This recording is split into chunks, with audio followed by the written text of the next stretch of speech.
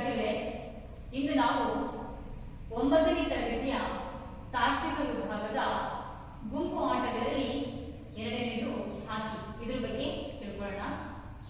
ನೀವೀಗಾಗಲೇ ಹೋದ ವರ್ಷ 8ನೇ ತರಗತಿಯಲ್ಲಿ ಈ ಹಾಕಿ ಇತಿಹಾಸ ಮತ್ತು ಅದು ಬೆಳೆದು ಬಂದಂತಹ ಹಾದಿ, ನಂತರ ಹಾಕಿಯ ಒಂದು ಕ್ರೀಡಾಂಗಣದ ಬಗ್ಗೆ ಸಂಕ್ಷಿಪ್ತವಾಗಿ ತಿಳ್ಕೊಂಡಿದ್ವಿ. ಮತ್ತೊಂದು ಸರಿ ಅದನ್ನ ಪುನರ್ಮನನ ಮಾಡಿಕೊಳ್ತಾ ಇವತ್ತಿನ ಈ 9ನೇ ತರಗತಿಯ ಒಂದು ಕ್ಲಾಸ್ ಅನ್ನು ನಾವು ಶುರು ಮಾಡೋಣ. ಸೊ 9ನೇ ತರಗತಿಯಲ್ಲಿ ನಿಮಗೆ ಏನೆಲ್ಲ 3 ಫಲಿತಾಂಶಗಳ ಬಗ್ಗೆ ನಾವು ತಿಳ್ಕೊಳ್ಳೋಣ. ಮೊದಲನೇದು ಹಾಕಿ ಕ್ರೀಡೆಯ ತಂತ್ರಗಳು. ನೀವು ಹಾಕಿಯ ಇತಿಹಾಸವನ್ನು ತಿಳ್ಕೊಂಡಿದ್ರಿ, ಸೊ ಅಳತೆಗಳ ಬಗ್ಗೆ ತಿಳ್ಕೊಂಡಿದ್ರಿ. ಈ ವರ್ಷದಲ್ಲಿ ಹಾಕಿಯ ತಂತ್ರಗಳ ಬಗ್ಗೆ ತಿಳ್ಕೊಳ್ಳೋಣ, ಸ್ಕಿಲ್ಗಳ ಬಗ್ಗೆ. ಹಾಕಿ ಆಟದಲ್ಲಿ ಇರಬೇಕಾದಂತಹ ಅವಶ್ಯಕ ಗುಣಗಳು, ಹಾಕಿ ಆಟಗಾರನಲ್ಲಿ ಇರಬೇಕಾದ ಅವಶ್ಯಕ ಗುಣಗಳು ನಾವು ತಿಳ್ಕೊಳ್ಳೋಣ. ಪಂದ್ಯಾಟಗಳು ಮತ್ತು ಪ್ರಶಸ್ತಿಗಳ ಬಗ್ಗೆ ಈ ಒಂದು ವರ್ಷ ತಿಳ್ಕೊಳ್ತಾ ಹೋಗೋಣ. ಮೊದಲನೇದಾಗಿ ಈ ಹಾಕಿ ಅನ್ನುವಂಥದ್ದು ಬಹಳ ಕ್ರಿಯಾಶೀಲವಾದಂತಹ ಒಂದು ಆಟ ಇದೆ. ಮಕ್ಕಳು ಇಷ್ಟಪಡೋದ್ರ ಜೊತೆಗೆ ಕ್ರಿಯಾಶೀಲವಾಗಿ ಆಟವನ್ನ ಆಡ್ತಾರೆ. ಮಕ್ಕಳಲ್ಲಿ ಎಲ್ಲಾ ರೀತಿಯ ದೈಹಿಕ ದಾಢ್ಯತೆ ಬರಬೇಕು ಅಂತಂದ್ರೆ ಈ ಹಾಕಿಯನ್ನ ಆಡಬೇಕು. ಅಷ್ಟೊಂದು ಚಪಲತೆ, ಮೈಮಣಿತ, ಕಷ್ಟ ಸಹಿಷ್ಣುತೆ, ಸ್ನಾಯುಬಲ, ಮತ್ತೆ ಎಜಿಲಿಟಿ, ಇವೆಲ್ಲವೂ ಕೂಡ ಯಾವ್ದಾದ್ರು ಗೇಮ್ ಅಲ್ಲಿ ಇದೆ ಅಂತಂದ್ರೆ ಅದು ಹಾಕಿ ಆಟ ಅಂತ ನಾವು ಹೇಳ್ಬೋದು. ಇದು ಭಾರತದಲ್ಲಿ ಬಹಳಷ್ಟು ಮನ್ನಣೆಯನ್ನ ಪಡ್ಕೊಂಡಿದೆ. ನಮ್ಮ ರಾಷ್ಟ್ರದಲ್ಲಿ ರಾಷ್ಟ್ರೀಯ ಕ್ರೀಡೆ ಅಂತ ಇದನ್ನ ನಾವು ಪರಿಗಣಿಸಿದ್ವಿ. ಭಾರತದ ರಾಷ್ಟ್ರೀಯ ಕ್ರೀಡೆ ಹಾಕಿ. ನಿಮ್ಗೆ ಇದೆಲ್ಲ ಗೊತ್ತಿದೆ ಮಕ್ಕಳ. ಯಾಕಂತ ಪರಿಗಣಿಸ್ತಾರಪ್ಪ ಅಂತಂದ್ರೆ ಭಾರತವನ್ನ 6 ವರ್ಷಗಳ ಕಾಲ, ಭಾರತದಲ್ಲಿ 6 ವರ್ಷಗಳಂತೆ ಒಲಿಂಪಿಕ್ 4 ವರ್ಷಕ್ಕೊಂದ್ಸರಿ ನಡೆಯುತ್ತೆ. ಕಂಟಿನ್ಯೂಸ್ ಆಗಿ 6 ಬಾರಿ ಒಲಿಂಪಿಕ್ ನಲ್ಲಿ ಚಿನ್ನದ ಪದಕವನ್ನ ತಗೊಂಡಿದ್ದಂಥದ್ದು ನಮ್ಮ ಭಾರತ ದೇಶ ಹಾಕಿಯಲ್ಲಿ. ಅದಕ್ಕೋಸ್ಕರ ಭಾರತವನ್ನ ಹಾಕಿಯ ಸುವರ್ಣ ಯುಗ ಅಂತಾನೆ ಕರೀತಾರೆ. 1929ರಿಂದ 1952ರವರೆಗೂ ಹಾಕಿಯಲ್ಲಿ ಚಿನ್ನದ ಪದಕವನ್ನ ಭಾರತ ದೇಶ ತಗೊಳ್ಳುತ್ತೆ. ಅದಕ್ಕೋಸ್ಕರ ಹಾಕಿ ಅನ್ನುವಂಥದ್ದು ನಮ್ಮ ಭಾರತೀಯರಿಗೆ ಬಹಳ ಇಷ್ಟವಾದಂತಹ ಮತ್ತು ಮಕ್ಕಳನ್ನ ಕ್ರಿಯಾಶೀಲವಾಗಿ ಮಾಡುವಂತಹ ಒಂದು ಒಳ್ಳೆಯ ಆಟ ಅಂತ ನಾವು ಹೇಳ್ಬೋದು. ಇದ್ರ ಬಗ್ಗೆ ಸ್ವಲ್ಪ ನಾವು ಬ್ರೀಫ್ ಆಗಿ ತಿಳ್ಕೊಳ್ತಾ ಹೋಗೋಣ. ಮೊದಲನೇದಾಗಿ ಈ ಹಾಕಿ ಆಟದ ಇತಿಹಾಸದ ಬಗ್ಗೆ ಸಂಕ್ಷಿಪ್ತವಾಗಿ ತಿಳ್ಕೊಳ್ಳೋಣ. ಈ ಹಾಕಿ ಆಟ ಪ್ರಪ್ರಥಮ ಬಾರಿಗೆ ಈಜಿಪ್ಟ್ ದೇಶದ ನೈಲ್ ನದಿಯ ಕಣಿವೆಯಲ್ಲಿರುವಂತಹ ಬೆನಿ ಹಸನ್ ಅನ್ನುವಂತಹ ಗೋಡೆಗಳ ಮೇಲೆ, ಏನದು ಬೆನಿ ಹಸನ್, ಈ ಬೆನಿ ಹಸನ್ ಗೋಡೆಗಳ ಗೋಡೆಗಳ ಮೇಲೆ ಕೆತ್ತನೆ ಮಾಡಿರುವಂತಹ ಸುಮಾರು 4,000 ವರ್ಷಗಳ ಹಿಂದೆ ಆ ಗೋಡೆಗಳ ಮೇಲೆ ಕೆತ್ತನೆ ಮಾಡಿರುತ್ತಾರೆ. ಪುರುಷರು ಹಾಕಿ ಸ್ಟಿಕ್ ಅಂದ್ರೆ ಈ ಕೊಕ್ಕಿಯಂತಹ ಕೋಲ್ಗಳನ್ನ ಇಟ್ಕೊಂಡು ಆಟವನ್ನು ಆಡಿರುವಂತಹ ರೀತಿಯಲ್ಲಿ ಕೆತ್ತನೆಯನ್ನ ಮಾಡಿರ್ತಾರೆ. ಇದರ ಆಧಾರದ ಮೇಲೆ ನಾವು ಏನಂತ ಹೇಳ್ಬೋದು, ಇದು ಪ್ರಪ್ರಥಮ ಬಾರಿಗೆ ಈಜಿಪ್ಟ್ ದೇಶದಲ್ಲಿ ಪ್ರಾರಂಭವಾಯಿತು ಅಂತ ನಾವು ತಿಳ್ಕೋಬಹುದು ಮಕ್ಕಳ. ಈಜಿಪ್ಟ್ ದೇಶದ ನೈಲ್ ನದಿಯ ಕಣಿವೆಯಲ್ಲಿರುವಂತಹ ಬೆನಿ ಹಸನ್ ಗೋಡೆಗಳ ಮೇಲೆ ಸುಮಾರು 4,000 ವರ್ಷಗಳ ಹಿಂದೆನೆ ಈ ಪುರುಷರು ಈ ಆಟವನ್ನ ಆಡ್ತಿದ್ರು ಅಂತ ನಾವು ತಿಳಿದು ಬಂದಿದೆ, ಗೊತ್ತಾಗುತ್ತೆ. ಇತಿಹಾಸದ ಉತ್ಖನನ ಸಂದರ್ಭದಲ್ಲಿ ಸಿಕ್ಕಿರುವಂತಹ ಮಾಹಿತಿಗಳ ಪ್ರಕಾರ, ಈ ಒಂದು ಅಧ್ಯಯನ ಮಾಡಿರುವ ಪ್ರಕಾರ ಈ ಒಂದು ಅಂಶಕ್ಕೆ ತಿಳ್ಕೋಬಹುದು, ಅಂಶ ಬೆಳಕಿಗೆ ಬಂದಿದೆ. ನಂತರ ಥೆಮಿಸ್ಟೋಕಲ್ಸ್,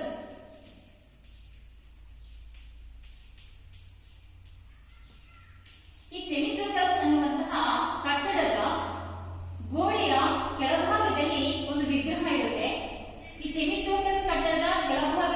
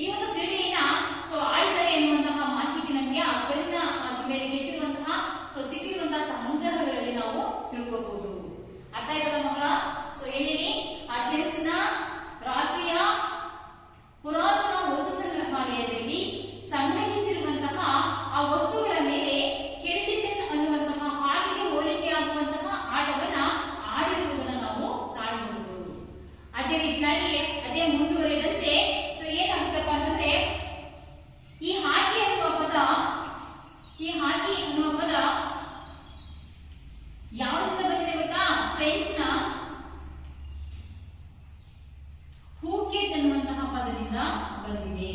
ಇನ್ನೇಳಿ ಹಾಕಿ ಅಂದ್ರೆ ಫ್ರೆಂಚ್ ನ ಪೂಕೆಟ್ ಅನ್ನುವಂತಹ ಪದದಿಂದ ಬಂದಿದೆ. ಇದು ಅಭ್ಯಾಸದಲ್ಲಿ ಪ್ರಶ್ನೆ ಇದೆ ಮಕ್ಕಳ. ಹಾಕಿ ಎನ್ನುವ ಪದ ಯಾವ ಭಾಷೆಯ ಯಾವ ಏನು ಪದದಿಂದ ಬಂದಿದೆ ಅಂತ ಬಂದು. ಹಾಕಿ ಆಟ ಫ್ರೆಂಚ್ ನ ಪೂಕೆಟ್ ಎನ್ನುವ ಪದದಿಂದ ಬಂದಿದೆ. ಪೂಕೆಟ್ ಅಂದ್ರೆ ಏನು ಆಗತ್ತೆ?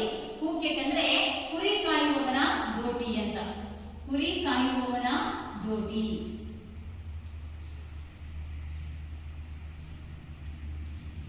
ಈ ಕುರಿ ಕಾಯುವವನ ದೋಟಿಗೆ ಪೂಕೆಟ್ ಅಂತ ಕರೀತಾ ಇರ್ತಾರೆ. ಹೀಗೆ ಇದರ ಒಂದು ಏನೋ ಬೆಳವಣಿಗೆ ಆಗ್ತಾ ಹೋಗುತ್ತೆ. ನಂತರ ಸುಮಾರು 17 ಮತ್ತು 18ನೇ ಶತಮಾನದಲ್ಲಿ ಇದು ಇಷ್ಟಕ್ಕೆ ಸುಮ್ಮನೆ ಆಗೋದಿಲ್ಲ ನೋಡಿ. ಶತಮಾನಗಳು ಮಕ್ಕಳ ಒಂದೆರಡು ವರ್ಷಗಳಲ್ಲಿ ಆಗಿರುವಂತಹ ಒಂದು ಬದಲಾವಣೆ ಅಲ್ಲ ಇದು. 17 ಮತ್ತು 18ನೇ ಶತಮಾನದಲ್ಲಿ ಇಂಗ್ಲೆಂಡಿನ ಒಂದು ಹಳ್ಳಿಯಿಂದ ಅಲ್ಲಿಯ ಜನಗಳು ಏನ್ ಮಾಡ್ತಿದ್ರಪ್ಪ ಅಂದ್ರೆ, ಇಂಗ್ಲೆಂಡ್ ದೇಶದಲ್ಲಿ ಒಂದು ದೇಶದಲ್ಲಿ ಉಗಮ ಆಯ್ತು, ನೆಕ್ಸ್ಟ್ ಎಲ್ಲಾ ದೇಶಗಳು ಕೂಡ ಇದು ಈ ಒಂದು ಆಟದ ಬಗ್ಗೆ ಏನೋ ತಿಳ್ಕೊಳ್ತಾ ಹೋಗ್ತಾರೆ. ಅದನ್ನ ಆಟವನ್ನ ಆಡ್ತಾ ಇದ್ದಾರೆ. ಅದು ಇತಿಹಾಸದ ಪ್ರಕಾರ ನಮಗೆ ಗೊತ್ತಾಗ್ತಾ ಹೋಗುತ್ತೆ ಅಷ್ಟೇನೆ. ಈ ಇಂಗ್ಲೆಂಡಿನ ಒಂದು ಹಳ್ಳಿಯಿಂದ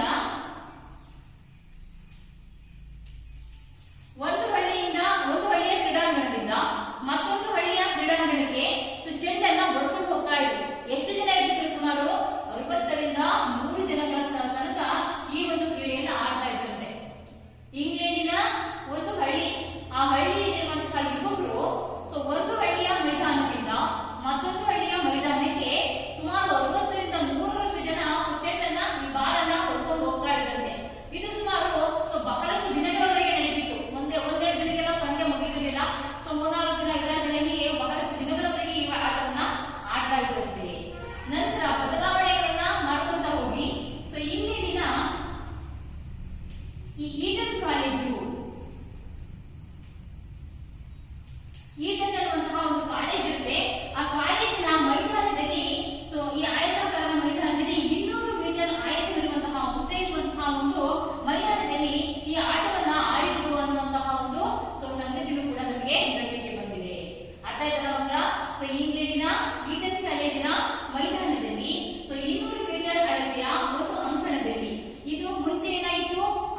ಒಂದು ಹಳ್ಳಿಯ ಮೈದಾನದಿಂದ ಮತ್ತೊಂದು ಹಳ್ಳಿಯ ಮೈದಾನಕ್ಕೆ ಸುಮ್ಮನೆ ಅಳತೆ ಇರಲಿಲ್ಲ, ಹೊಡ್ಕೊಂಡು ಹೋಗ್ತಾ ಇತ್ತು. ಇದು 2-3 ದಿನಕ್ಕೊಂದ್ಸರಿ ಆಟಗಳು ಮುಗಿತಾ ಇತ್ತು. ಅದನ್ನ ಬದಲಾವಣೆ ಆಗ್ತಾ ಹೋಗಿ ಮತ್ತೊಂದು 100 ವರ್ಷಗಳ ಕಾಲ ಬದಲಾವಣೆ ಆಗಿ ಈ ಆಟವನ್ನು ಮುಂದುವರಿಸಿಕೊಂಡು ಹೋಗಿ ನಂತರದಲ್ಲಿ ಏನ್ ಮಾಡ್ಕೊಂಡ್ರು? ಇಂಗ್ಲೆಂಡಿನ ಈಟನ್ ಕಾಲೇಜಿನ ಒಂದು ಮೈದಾನದಲ್ಲಿ 200 ಮೀಟರ್ ಅಳತೆ ಇರುವಂತಹ ಒಂದು ಕ್ರೀಡಾಂಗಣದಲ್ಲಿ ಈ ಆಟವನ್ನು ಆಡಿರುವುದನ್ನು ನಾವು ಕಾಣಬಹುದು. ಹೀಗೆ ಬದಲಾವಣೆ ಆಗ್ತಾ ಅದು ಏನಾಗುತ್ತೆ? ಮುಂದಕ್ಕೆ ಹೋಗುತ್ತೆ. ನಂತರದಲ್ಲಿ 1908ರಲ್ಲಿ ಇದು ಬದಲಾವಣೆ ಆಗ್ತಾ ಹೋಗಿ 1908ರಲ್ಲಿ ಲಂಡನ್ನಲ್ಲಿ ನಡೆದಂತಹ ಒಲಿಂಪಿಕ್ ನಲ್ಲಿ ಪುರುಷರಿಗಾಗಿ ಪ್ರಥಮ ಬಾರಿಗೆ ಒಲಿಂಪಿಕ್ ಕ್ರೀಡೆಯನ್ನ ಈ ಹಾಕಿ ಒಲಿಂಪಿಕ್ ಅನ್ನ ಸೇರ್ಪಡೆಯನ್ನ ಮಾಡ್ತಾರೆ ಮಕ್ಕಳ. 1908ರಲ್ಲಿ ಲಂಡನ್ನಲ್ಲಿ ನಡೆದಂತಹ ಒಲಿಂಪಿಕ್ ಕ್ರೀಡಾಕೂಟದಲ್ಲಿ ಈ ಒಂದು ಹಾಕಿಯನ್ನ ಒಲಿಂಪಿಕ್ಗೆ ಸೇರ್ಪಡೆ ಮಾಡ್ತಾರೆ. ಒಂದು ಸಮಿತಿಯನ್ನ ರಚನೆ ಮಾಡ್ಕೊತಾರೆ. ಅಂತಾರಾಷ್ಟ್ರೀಯ ನಿಯಮಗಳನ್ನ ಅದಕ್ಕೆ ಹಾಕಿ ಆಟಕ್ಕೆ ನಿಯಮಗಳನ್ನ ಸಿದ್ಧಪಡಿಸಿ ನಂತರದಲ್ಲಿ ಈ 1908ರಲ್ಲಿ ಏನ್ ಮಾಡ್ತಾರೆ? ಒಂದು ಹಾಕಿಯನ್ನ ಇದಕ್ಕೆ ಅದು ಒಲಿಂಪಿಕ್ಗೆ ಸೇರ್ಪಡೆ ಮಾಡ್ತಾರೆ. ಹಾಗಾದ್ರೆ ನಮ್ಮ ಭಾರತದಲ್ಲಿ ಈ ಹಾಕಿ ಹೇಗೆ ಪ್ರಚಲಿತವಾಯಿತು? ನಿಮಗೆ ಹೋದ ವರ್ಷ ಸ್ವಲ್ಪ ಹೇಳ್ತಾ ಇದ್ದೆ ಮಕ್ಕಳ, ನಾನು 8ನೇ ತರಗತಿಯಲ್ಲಿ ಸ್ವಲ್ಪ ಇದ್ರ ಬಗ್ಗೆ ಹೇಳಿದ್ದೆ. ಈ ಹಾಕಿ ಆಟ ಉಗಮವಾಗಿದ್ದು ಈಜಿಪ್ಟ್ ಅಲ್ಲಿ, ಬೆಳೆದಿದ್ದು ಇಂಗ್ಲೆಂಡ್ ಅಲ್ಲಿ, ಹೀಗೆ ಎಲ್ಲಾ ದೇಶಗಳನ್ನು ಪ್ರಾರಂಭ ಮಾಡ್ಕೊಂಡಿದ್ರು. ಭಾರತೀಯರಿಗೆ ಹಾಕಿ ಆಟದ ಪರಿಕಲ್ಪನೆ ಇರಲಿಲ್ಲ. ಆದ್ರೆ ನಮ್ಮ ಭಾರತ ದೇಶವನ್ನ ಪರಕೀಯರು ಬಹಳ ವರ್ಷಗಳ ಕಾಲ ಆಳಿದ್ರಲ್ವಾ, ಅದರಲ್ಲಿ ಬ್ರಿಟಿಷರು ಕೂಡ ಒಬ್ರು. ಯಾರು? ಬ್ರಿಟಿಷರು.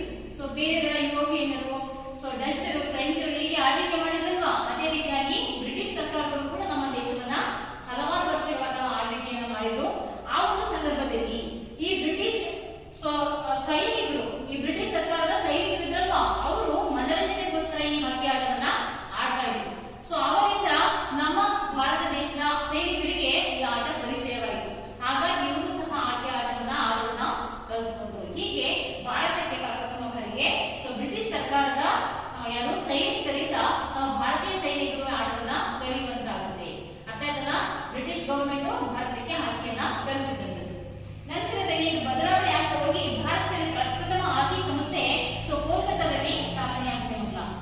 ಇಲ್ಲಿ ಕೋಲ್ಕತ್ತಾ, ಈ ಕೋಲ್ಕತ್ತಾದಲ್ಲಿ ಪ್ರಪ್ರಥಮ ಹಾಕಿ ಸಂಸ್ಥೆನ, ಭಾರತದ ಕೋಲ್ಕತ್ತಾದಲ್ಲಿ ಹಾಕಿ ಸಂಸ್ಥೆನ ಸ್ಥಾಪನೆ ಮಾಡ್ತಾರೆ. ನಂತರ ಅದು ಮುಂಬೈನ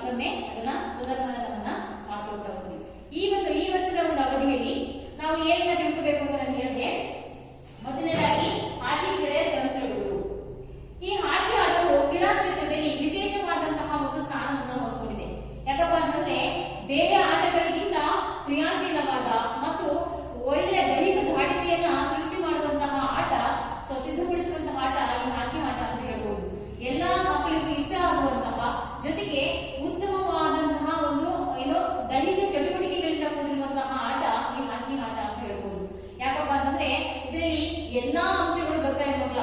ಸೊ ಹೇಗೆ ಕಷ್ಟ ಸಹಿಷ್ಣುತೆ ಇರಬೇಕು, ಇದರಲ್ಲಿ ಮೈ ಮಣಿತ ಇರಬೇಕು, ಎಜಿಲಿಟಿ ಇರಬೇಕು, ಮತ್ತೆ ಕೋಆರ್ಡಿನೇಷನ್ ಇರಬೇಕು, ಮತ್ತೆ ಸೊ ಏನು ಮಸಲ್ ಸ್ಟ್ರೆಂತ್ ಇರಬೇಕು. ಸೊ ಇದೆಲ್ಲದೂ ಕೂಡ ಇರುವಂತಹ ಏಕೈಕ ಆಟ ಅಂದ್ರೆ ಹಾಕಿ ಅಂತ ಹೇಳ್ಬೋದು.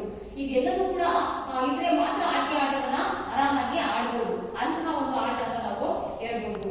ನಮ್ಮ ದೇಶದಲ್ಲಿ ವಿಶೇಷವಾದ ಸ್ಥಾನವನ್ನ ಪಡ್ಕೊಂಡಿದೆ ಅಂತ ನಾನು ಹೇಳಿದೆ ಅವಾಗೇನೆ.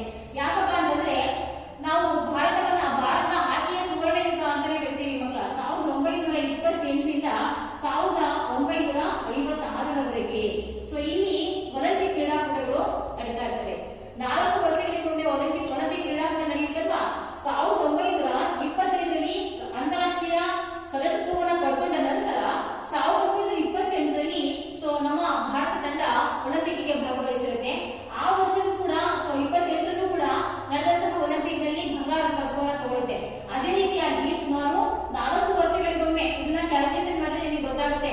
ಕಂಟಿನ್ಯೂಸ್ ಆಗಿ 6 ಬಾರಿ ಸೊ ಏನೋ ಸ್ವರ್ಣ ಪದಕ ಅಂದ್ರೆ ಬಂಗಾರದ ಪದಕವನ್ನ ಭಾರತ ದೇಶ ತಗೊಳ್ಳೋದ್ರೊಂದಿಗೆ ಸೊ ಭಾರತದ ಸುವರ್ಣ ಯುಗ, ಹಾಕಿಯ ಸುವರ್ಣ ಯುಗ ಅಂತಾನೆ ಆ ಒಂದು ಸಮಯವನ್ನ ಕರೆಸ್ಕೊಳ್ಳುತ್ತೆ. ಅದಕ್ಕೋಸ್ಕರ ಭಾರತದಲ್ಲಿ ಹಾಕಿ ಅಂತಂದ್ರೆ ಅದು ತುಂಬಾ ಸೊ ಪ್ರಸಿದ್ಧವಾದಂತಹ ಆಟ. ಸೊ ಹಾಗೆ 6 ಬಾರಿ ಅಂದ್ರೆ 3 ಬಾರಿ ತಗೊಂಡ್ರೆ ಹ್ಯಾಟ್ರಿಕ್ ಸಾಧನೆ ಅಂತ ಹೇಳ್ತಾರೆ. 6 ಬಾರಿ ತಗೊಳ್ಳೋದು ಸುಮ್ಮನೆ ಅಲ್ಲ ಮಕ್ಕಳ. 6 ಬಾರಿ ಡಬಲ್ ಹ್ಯಾಟ್ರಿಕ್.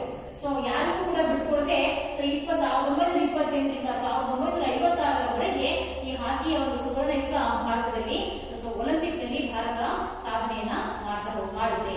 ಸೊ ಹೀಗೆ ನಂತರ ಹಾಕಿ ಕ್ರೀಡೆಯಲ್ಲಿ ತಂತ್ರಗಳನ್ನ ನಾವಿವಾಗ ನೋಡ್ತಾ ಹೋಗೋಣ. ಹಾಕಿ ಮತ್ತು ಇತರೆ ತಂಡದ ಪಂದ್ಯಾಟಗಳಲ್ಲಿ ಮುಖ್ಯವಾಗಿ ವಲಯ ಪ್ರಮುಖವಾಗಿರುತ್ತೆ. ಹಾಕಿ ಆಟದಲ್ಲಿ ಮುಖ್ಯವಾಗಿ ಈ ಒಂದು ಅಂಕಣವನ್ನು ನೋಡ್ತಾ ಇದ್ದೀರಾ ನೀವು. ಇದರಲ್ಲಿ ಏರಿಯಾ ವಲಯ ಇದು ತುಂಬಾ ಮುಖ್ಯವಾಗಿರುತ್ತೆ. ಇದರಲ್ಲಿ ಒಂದು ಏನೋ 9ನೇ ತರಗತಿಯಲ್ಲಿ ನಿಮಗೆ ಒಂದು ಪ್ರಮುಖ ಸ್ಕಿಲ್ ಬಗ್ಗೆ ಇಲ್ಲಿ ಇಂಟ್ರೊಡ್ಯೂಸ್ ಮಾಡ್ತಾರೆ. ಸೊ ಏನಪ್ಪಾ ಅಂತಂದ್ರೆ ಔಟ್ ನಂಬರಿಂಗ್ ಅಂತ. ಏನದು ಔಟ್ ನಂಬರಿಂಗ್ ಅಂದ್ರೆ ಏನು ಅಂತ ಈಗ ನಾವು ನೋಡ್ಕೊಂಡು ಹೋಗೋಣ.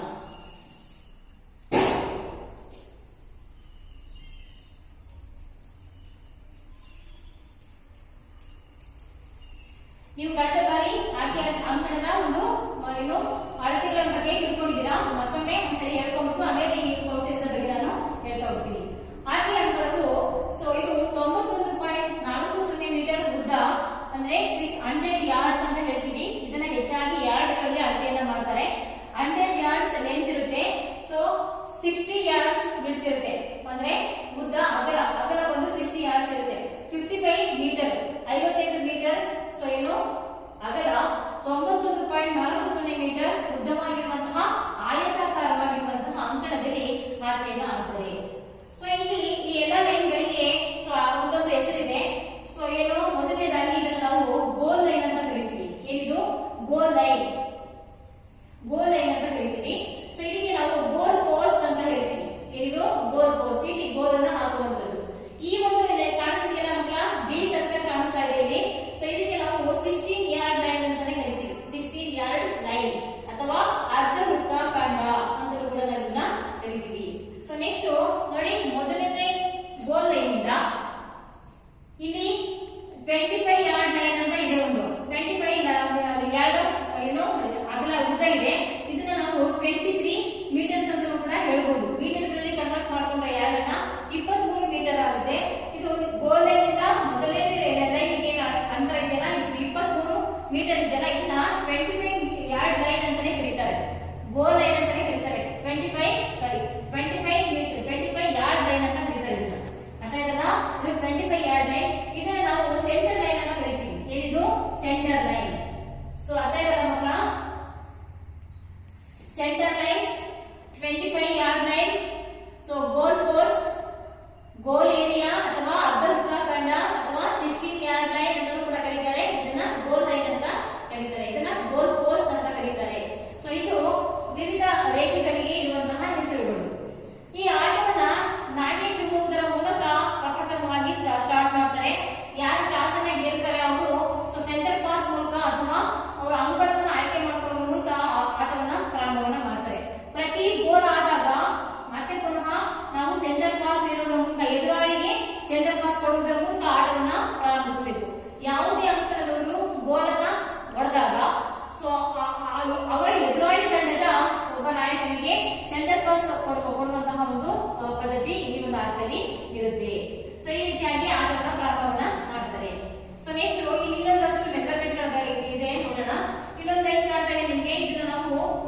ಪೆನಾಲ್ಟಿ ಸ್ಪಾಟ್ ಅಂತ ಹೇಳ್ತೀವಿ ಅಥವಾ ಪೆನಾಲ್ಟಿ ಸ್ಟ್ರೋಕ್. ಪೆನಾಲ್ಟಿ ಸ್ಪಾಟ್ ಅಂತ ಹೇಳ್ತೀವಿ, ಅಂದ್ರೆ ಸ್ಪಾಟ್ ಇದು. ಸೊ ಯಾವಾಗ ಬರುತ್ತೆ ಅಂತಂದ್ರೆ, ಸೊ ಏನಾದ್ರೂ ಈ ಡಿ ಸರ್ಕಲ್ ಒಳಗೆ ಅಂದ್ರೆ ಈ ಅರ್ಧ ವೃತ್ತಾಕಾರದ ಒಳಗಡೆ ಸೊ ಯಾರಾದ್ರೂ ತಪ್ಪು ಮಾಡಿದಾಗ ಈ ಒಂದು ಎದುರಾಳಿಗೆ ಯಾರು ತಪ್ಪು ಮಾಡ್ತಾರೆ ಅವರ ಎದುರಾಳಿಗೆ ಈ ಪೆನಾಲ್ಟಿ ಸ್ಪಾಟ್ ಅನ್ನ ಕೊಡ್ತಾರೆ. ಈ ಪೆನಾಲ್ಟಿ ಸ್ಪಾಟ್ ಲೆಂತ್ ಎಷ್ಟಿರುತ್ತಪ್ಪ ಅಂದ್ರೆ ಈ ಗೋಲ್ ಪೋಸ್ಟ್ ಇಂದ ಸೊ 6.40 ಮೀಟರ್ ಲೆಂತ್ ಇರುತ್ತೆ ಪೆನಾಲ್ಟಿ ಸ್ಪಾಟ್ ಗೆ. ಇದು ತುಂಬಾ ಗೋಲ್ ಪೋಸ್ಟ್ ಗೆ ನಿಯರ್ ಆದಂತಹ ಪ್ಲೇಸ್ ಮಕ್ಕಳ. ಯಾಕಪ್ಪ ಅಂದ್ರೆ ಇದಷ್ಟು ನಿಯರ್ ಯಾವುದು ಬರಲ್ಲ. ಯಾಕಂದ್ರೆ ನಾವು ಪೆನಾಲ್ಟಿ ಕಾರ್ನರ್ ಅಲ್ಲಿ ಏನ್ ಮಾಡ್ತೀವಿ, ಈ ಗೋಲ್ ಲೈನ್ ಇಂದ ಹೊರಗಡೆಯಿಂದ ಹೊಡಿತೀವಿ. ಆದ್ರೆ ಪೆನಾಲ್ಟಿ ಸ್ಪಾಟ್ ಅಲ್ಲಿ ಈ ಒಂದು 6.40 ಮೀಟರ್ ಇಲ್ಲಿಂದಲೇ ಸೊ ಏನ್ ಮಾಡಬಹುದು, ನಾವು ಗೋಲ್ ಪೋಸ್ಟ್ ಒಳಗೆ ಹೊಡಿಬಹುದು. ಅದಕ್ಕೋಸ್ಕರ ತುಂಬಾ ನಿಯರ್ ಆದಂತಹ ಪ್ಲೇಸ್ ಇದು ಪೆನಾಲ್ಟಿ ಸ್ಪಾಟ್ ಕೇಂದ್ರ ಇದು. ಅದಕ್ಕೋಸ್ಕರನೇ ಹೆಚ್ಚಿನ ಪ್ಲೇಯರ್ಗಳು ಈ ಒಂದು ಏರಿಯಾದೊಳಗೆ, ಈ ಅರ್ಧ ವೃತ್ತಾಕಾಂಡದ ಏರಿಯಾದೊಳಗೆ ತಪ್ಪುಗಳನ್ನ ಮಾಡ್ಕೋಬಾರ್ದು. ಮಾಡಿದಾಗ ಎದುರಾಳಿಗಳಿಗೆ ಅದು ಅಡ್ವಾಂಟೇಜ್ ಆಗುತ್ತೆ, ಅಂಕವನ್ನ ಗಳಿಸಲಿಕ್ಕೆ ಈಸಿ ಆಗುತ್ತೆ. ಸೊ ಇನ್ನೂ ಒಂದು ಅಡ್ವಾಂಟೇಜ್ ಇದೆ ಮಕ್ಕಳ ಈ ಪೆನಾಲ್ಟಿ ಸ್ಪಾಟ್ ಗೆ.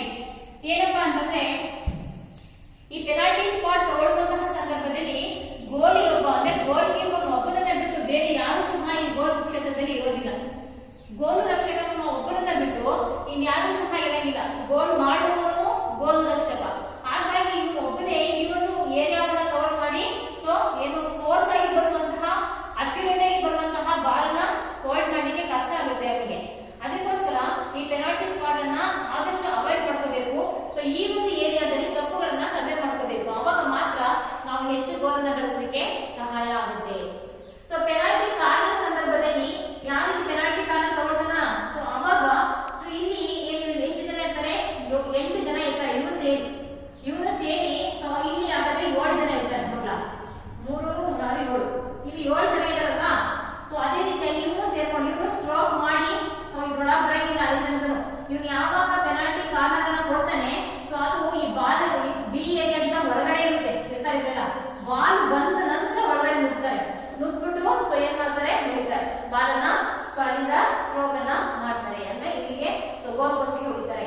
ಆ ಒಂದು ಸಂದರ್ಭದಲ್ಲಿ ಇಲ್ಲಿ ಗೋಲ್ ಕೀಪರ್ ಅನ್ನ ಒಳಗೊಂಡಂತೆ ಸೊ ಇನ್ನೂ ಇಬ್ರು ಆಟಗಾರರು ಇರ್ತಾರೆ. ಒಟ್ಟಾರೆಯಾಗಿ ಡಿಫೆನ್ಸಿವ್ ಅಂದ್ರೆ ರಕ್ಷಣಾತ್ಮಕ ಆಟಗಾರರು 5 ಜನ ಇರಬಹುದು. ಯಾವಾಗ ಪೆನಾಲ್ಟಿ ಕಾರ್ನರ್ ಸಂದರ್ಭದಲ್ಲಿ ಸೊ ಗೋಲು ರಕ್ಷಣೆ ಮಾಡಲಿಕ್ಕೆ ಡಿಫೆನ್ಸಿವ್ ಆಟಗಾರರು ಸೊ ಡಿಫೆಂಡರ್ಸ್ ಎಷ್ಟು ಜನ ಇರ್ತಾರಪ್ಪ ಅಂದ್ರೆ 5 ಜನ ಇರ್ತಾರೆ. ಆದ್ರೆ ಪೆನಾಲ್ಟಿ ಸ್ಪಾಟ್ ಸಂದರ್ಭದಲ್ಲಿ ಸೊ ಡಿಫೆಂಡರ್ ಅಂದ್ರೆ ಗೋಲ್ ಕೀಪರ್ ಒಬ್ಬನೇ ಇರ್ತಾರೆ. ಅರ್ಥಾಯ್ತಲ್ಲ? ಅದಕ್ಕೋಸ್ಕರ ಈ 2 ಸಂದರ್ಭಗಳನ್ನ ಅವಾಯ್ಡ್ ಮಾಡ್ಕೋಬೇಕು. ಆಗ ಮಾತ್ರ ಸೊ ನಾವೇನ್ ಮಾಡಬಹುದು, ಆಟವನ್ನ ಗೋಲನ್ನ ಗಳಿಸಲಿಕ್ಕೆ ಸಾಧ್ಯ ಆಗುತ್ತೆ. ಈ ಒಂದು ಲೈನ್ ಯಾವ್ದಿದೆ, ಈ 25 ಯಾರ್ಡ್ ಲೈನ್ ಒಳಗಡೆ ತಪ್ಪು ಮಾಡ್ಕೊಂಡಾಗ ಪೆನಾಲ್ಟಿ ಕಾರ್ನರ್ ಅನ್ನ ಕೊಡ್ತಾರೆ. ಈ ಡಿ ಸರ್ಕಲ್ ಒಳಗಡೆ ತಪ್ಪನ್ನ ಮಾಡ್ಕೊಂಡಾಗ ಪೆನಾಲ್ಟಿ ಸ್ಪಾಟ್ ಅನ್ನ ಕೊಡ್ತಾರೆ. ಕ್ಲಿಯರ್ ಆಯ್ತಲ್ಲ ಮಕ್ಕಳ ನಿಮಗೆ? ಈ 23 ಮೀಟರ್ ಲೈನ್ ಏನಿದೆ ಇದ್ರೊಳಗೆ ಯಾರಾದ್ರೂ ತಪ್ಪು ಮಾಡಿದಾಗ ತಪ್ಪುಗಳನ್ನ ನಿನ್ನೆ ಹೋದರ್ಷ ಹೇಳ್ತಾ ಇದ್ದೆ ಮಕ್ಕಳ ನಿಮ್ಗೆ. ಏನು ಸೊ ಹಾಕಿ ಸ್ಟಿಕ್ ಇಂದ ಏನು ಬೇರೆ ಕಾಲಿಗೆ ಹೊಡೆದಾಗ ಅಥವಾ ಪರ್ಪಸ್ಫುಲಿಯಲ್ಲಿ ಬಾಲಿನ ಕಾಲಿಗೆ ಹೊಡೆದಾಗ ಅಥವಾ ಸೊ ಯಾವುದೇ ಕಾಲಿಗೆ ಅಥವಾ ಮೈಕೈಗೆ ಟಚ್ ಮಾಡಿದಾಗ ಮ್ಯಾನ್ ಹ್ಯಾಂಡಲ್ ಮಾಡಿದಾಗ ಒಂದು ಬಹಳ ಇಂಜುರಿ ಆದ್ರೆ ಅವರಿಗೆ ಕಾರ್ಡ್ ಅನ್ನ ತೋರಿಸಿ ಸಸ್ಪೆನ್ಷನ್ ಅನ್ನ ಮಾಡ್ತಾರೆ. ಸೊ ಅದರೆಲ್ಲ ಹಳದಿ ಮತ್ತೆ ಹಸಿರು ಮತ್ತೆ ಕೆಂಪು ಕಾರ್ಡ್ಗಳು ಇರ್ತಾರೆ 3 ರೀತಿ. ಸೊ ಆಟದ ಸಂದರ್ಭದಲ್ಲಿ ಅನ್ಯಾಚುರಲಿ ಏನು ಸಂದರ್ಭಕ್ಕೆ ತಕ್ಕನಾಗಿ ಏನಾದ್ರು ತೊಂದರೆಗಳಾದಾಗ ಸೊ ಏನೋ ಉದ್ದೇಶಪೂರ್ವಕವಾಗಿ ಇರದೇ ಇದ್ರಾಗ ಸೊ ಏನ್ ಮಾಡ್ತಾರೆ, ಈ ರೀತಿಯಾಗಿ ಪೆನಾಲ್ಟಿ ಸ್ಟ್ರೋಕ್ ಮೇಲೆ ಪೆನಾಲ್ಟಿ ಕಾರ್ನರ್ ಅನ್ನ ಕೊಡ್ತಾರೆ. ಯಾಕಪ್ಪ ಅಂದ್ರೆ ಈ ಆಟದಲ್ಲಿ ಸೊ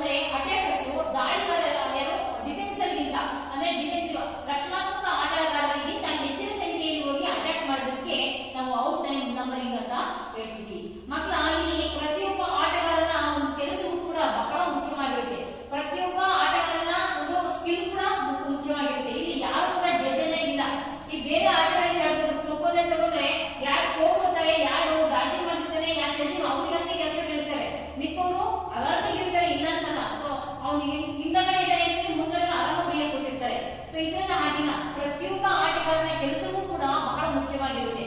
ಸೊ ಅವನು ಬಹಳ ಕ್ರಿಯಾಶೀಲವಾಗಿರ್ತಾನೆ.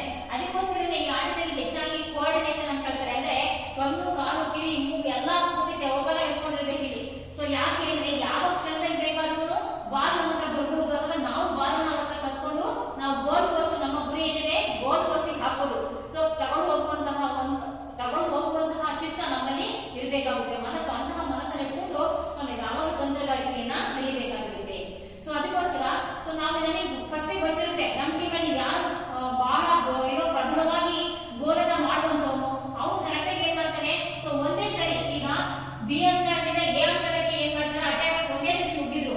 ಸೊ ಇವರು ನುಗ್ಗಿಬಿಟ್ಟು ಏನ್ ಮಾಡ್ತಾರೆ, ಕರೆಕ್ಟ್ ಆಗಿ ಇಲ್ಲೊಬ್ಬ ನಿಂತ್ಕೊಳ್ತಾನೆ, ಇಲ್ಲೊಬ್ಬ ನೀವು ನಾನು ಪೊಸಿಷನ್ ತೋರಿಸ್ತೀನಿ ಮೊನ್ನೆ ನಾನು, ಅರ್ಥ ಆಯ್ತಲ್ಲ. ಸೊ ಈ ರೀತಿಯಾಗಿ ಏನ್ ಮಾಡ್ತಾರೆ, ನಿಂತ್ಕೊಂಡ್ಬಿಟ್ಟಿರ್ತಾರೆ ಆಲ್ರೆಡಿ, ಹೋಗ್ಬಿಟ್ಟು ಸೊ ಪಟ ಅಂತ ಅಂದ್ಬಿಟ್ಟು ಅವ್ರಿಗೆ ಕೊಟ್ಬಿಡ್ತಾರೆ. ಸೊ ಇವ್ನು ಏನ್ ಮಾಡ್ತಾನೆ, ಇಲ್ಲಿಂದ ಇಲ್ಲಿ ಕೊಡ್ತಾನೆ, ಇವ್ರು ಪಾಸ್ ಮಾಡ್ಬಿಡ್ತಾನೆ. ಈ ರೀತಿಯಾಗಿ ಒಟ್ಟಿಗೆ ದಾಳಿ ಮಾಡುವಂತದ್ದು. ಅದಕ್ಕೆ ನಾವೇನಂತ ಕರಿತೀವಿ, ಔಟ್ ನಂಬರಿಂಗ್ ಅಂತ ಕರಿತೀವಿ. ಸೊ ಮ್ಯಾನ್ ಟು ಮ್ಯಾನ್ ಆಟ ಇದು ಮಾಡ್ಕೊಳ್ಳೋದ್ಕಿಂತ, ಅಂದ್ರೆ ಒಬ್ಬನಿಗೆ ಒಬ್ಬ ಅಟ್ಯಾಕರ್ಗೆ ಒಬ್ಬ ಡಿಫೆಂಡರ್ ಈ ತರ ನಿಂತ್ಕೊಳ್ಳೋದಕ್ಕಿಂತ ಒಟ್ಟಿಗೆ ಹೋಗಿ ಆ ಒಂದು ಗೋಲನ್ನ ಮಾಡಲಿಕ್ಕೆ ಪ್ರಯತ್ನ ಮಾಡೋದಕ್ಕೆ ಔಟ್ ನಂಬರಿಂಗ್ ಅಂತ ಹೇಳ್ತೀವಿ. ಇದು ಒಂದು ತಂತ್ರಗಾರಿಕೆ, ಉತ್ತಮ ತಂತ್ರಗಾರಿಕೆ ಎಂದು ನಾವು ಹಾಕಿಯಲ್ಲಿ ಹೇಳ್ಬಹುದು. ಇನ್ನ ಹಾಕಿ ಆಟದ ಆಟಗಾರರಿಗೆ ಇರಬೇಕಾದಂತಹ ಗುಣಗಳ ಬಗ್ಗೆ ನಾವು ತಿಳ್ಕೊಳ್ತಾ ಹೋಗೋಣ. ಈ ಹಾಕಿ ಆಟವನ್ನು ಆಡಿಗೆ ಅವನಲ್ಲಿ ಎಂತಹ ಗುಣಗಳಿರಬೇಕು, ಅವನ ಮೈ ಯಾವ ರೀತಿಯಾಗಿ, ಅಂದ್ರೆ ಅವನ ಬಾಡಿ ಸ್ಟ್ರಕ್ಚರ್ ಹೇಗಿರ್ಬೇಕು, ಅವನಲ್ಲಿ ಯಾವ ಗುಣಗಳು ಇರಬೇಕು ಅಂತ ನಾವು ತಿಳ್ಕೊಳ್ಳೋದಾದ್ರೆ, ಹಾಕಿ ಮೈದಾನದುದ್ದಕ್ಕೂ ಹಲವು ಬಾರಿ ಓಡಾಡಿ ಪರಿಣಾಮಕಾರಿಯಾಗಿ ಆಡಬೇಕಾಗಿರುವುದರಿಂದ ಕಷ್ಟ ಸಹಿಷ್ಣುತೆ ಅತ್ಯಮೂಲ್ಯವಾಗಿದೆ. ಹಾಕಿ ಮೈದಾನದುದ್ದಕ್ಕೂ, ಸೊ ನಮಗೆ ಫಸ್ಟ್ ಹೇಳ್ತಿದ್ದೆ ಮಕ್ಕಳ, ಹಾಕಿ ಮೈದಾನ ತುಂಬಾ ಚಿಕ್ಕದಲ್ಲ, ಇದು ಏನಿದು ತುಂಬಾ ದೊಡ್ಡದು. ಅಂದ್ರೆ 100 ಮೀಟರ್ ಯಾರ್ಡ್ ಇರುತ್ತೆ, 100 yards ಇರುತ್ತೆ, 91.40 ಮೀಟರ್ ಉದ್ದ ಲೆಂತ್ ಇರುತ್ತೆ. ಸೊ ಆ ರೀತಿಯಾಗಿರುವಾಗ ಇದು ಸಣ್ಣ ಕ್ಷೇತ್ರ ಅಲ್ಲ. ಅವನು ಅವನ ಅಂಕಣದಲ್ಲಿ ಅಷ್ಟೇ ಆಟಗಳನ್ನ ಆಡೋದಿಲ್ಲ, 50 yards ಅಲ್ಲಿ ಅಷ್ಟೇ ಆಟ ಆಡಲ್ಲ.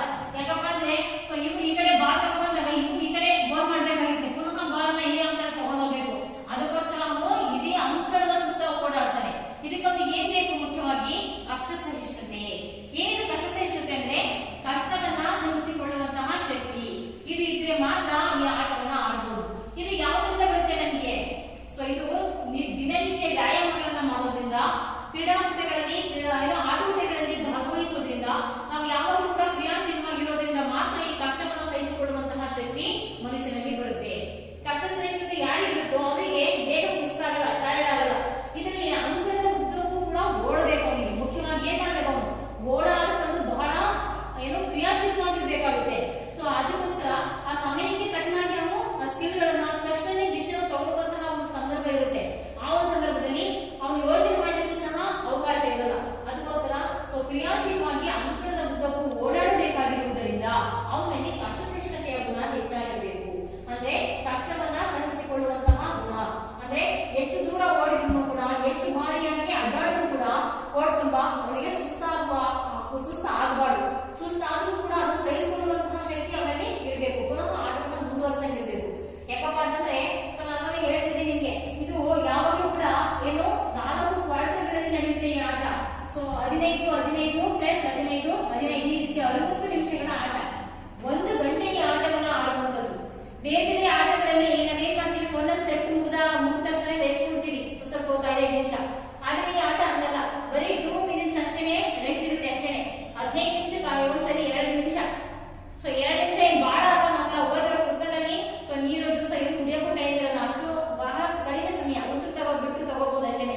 ಅಷ್ಟು ಸಮಯ ಅಷ್ಟೇನೆ ರೆಸ್ಟ್ ಇರುತ್ತೆ. ಹಾಗಾಗಿ 15 ನಿಮಿಷ ಆದ್ಮೇಲೆ 2 ನಿಮಿಷ ರೆಸ್ಟ್ ಆಯ್ತು, ಮತ್ತೆ 15 ನಿಮಿಷ ಆಟ ಶುರು ಮಾಡ್ತಾರೆ. ನಂತರದಲ್ಲಿ ಅರ್ಧ ಗಂಟೆ ಆದ್ಮೇಲೆ ಮಾತ್ರ 10 ನಿಮಿಷ ರೆಸ್ಟ್ ಇರುತ್ತೆ. ಆಗ ಒಂಚೂರು ಅವರು ಸೊ ರಿಲ್ಯಾಕ್ಸ್ ಆಗ್ತಾರೆ. ಪುನಃ 15 ನಿಮಿಷ ಮತ್ತೆ 15 ನಿಮಿಷ, ಈ ರೀತಿಯಾಗಿ ಇಲ್ಲಿ 2 ನಿಮಿಷ ರೆಸ್ಟ್ ಇರುತ್ತೆ, ಮತ್ತೆ 15 ನಿಮಿಷ. ಈ ರೀತಿಯಾಗಿ 60 ನಿಮಿಷದ ಒಂದು ಹಗಲು ಈ ಆಟವನ್ನು ಆಡೋದ್ರಿಂದ ಜೊತೆಯಲ್ಲಿ ಎಲ್ಲಾ ಕ್ರೀಡಾಪಟುಗಳು ಕೂಡ ಕ್ರಿಯಾಶೀಲವಾಗಿರೋದ್ರಿಂದ ಸೊ ಇವರಲ್ಲಿ ಕಷ್ಟ ಸಹಿಷ್ಣುತೆಯ ಗುಣ ಖಂಡಿತವಾಗ್ಲೂ ಬೇಕೇ ಬೇಕಾಗುತ್ತೆ. ಇದು ಯಾವ್ದ್ರಿಂದೆಲ್ಲ ಬರುತ್ತೆ ಅಂತ ನಾನು ಹೇಳಿದಲ್ವಾ ನಿಮ್ಗೆ. ಸೊ ನಾವು ಇಲ್ಲಿ ಶಾಲೆಗಳಲ್ಲಿ ಗುಡ್ಡಗಾಡು ಓಟಗಳನ್ನ ಓಡಿಸ್ತೀವಿ.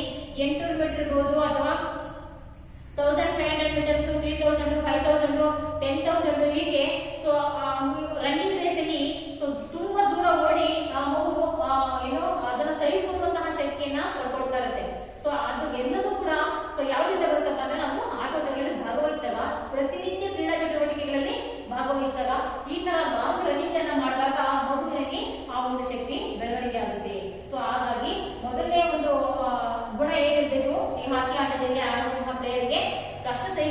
ಗುಣ ಇರಬೇಕು. ಸೊ ಎರಡನೇದು ಬಂದು ನೋಡೋಣ ನಾವು, ಎದುರಾಳಿಗಳ ಚಲನವಲನಗಳಿಗೆ ಅನುಗುಣವಾಗಿ ಚೆಂಡಿನ ಜೊತೆಗೆ ದಿಕ್ಕನ್ನು ಬದಲಾಯಿಸುವ ಅವಶ್ಯಕತೆ ಇರುವುದರಿಂದ ಚಪಲತೆ ಅವಶ್ಯಕ.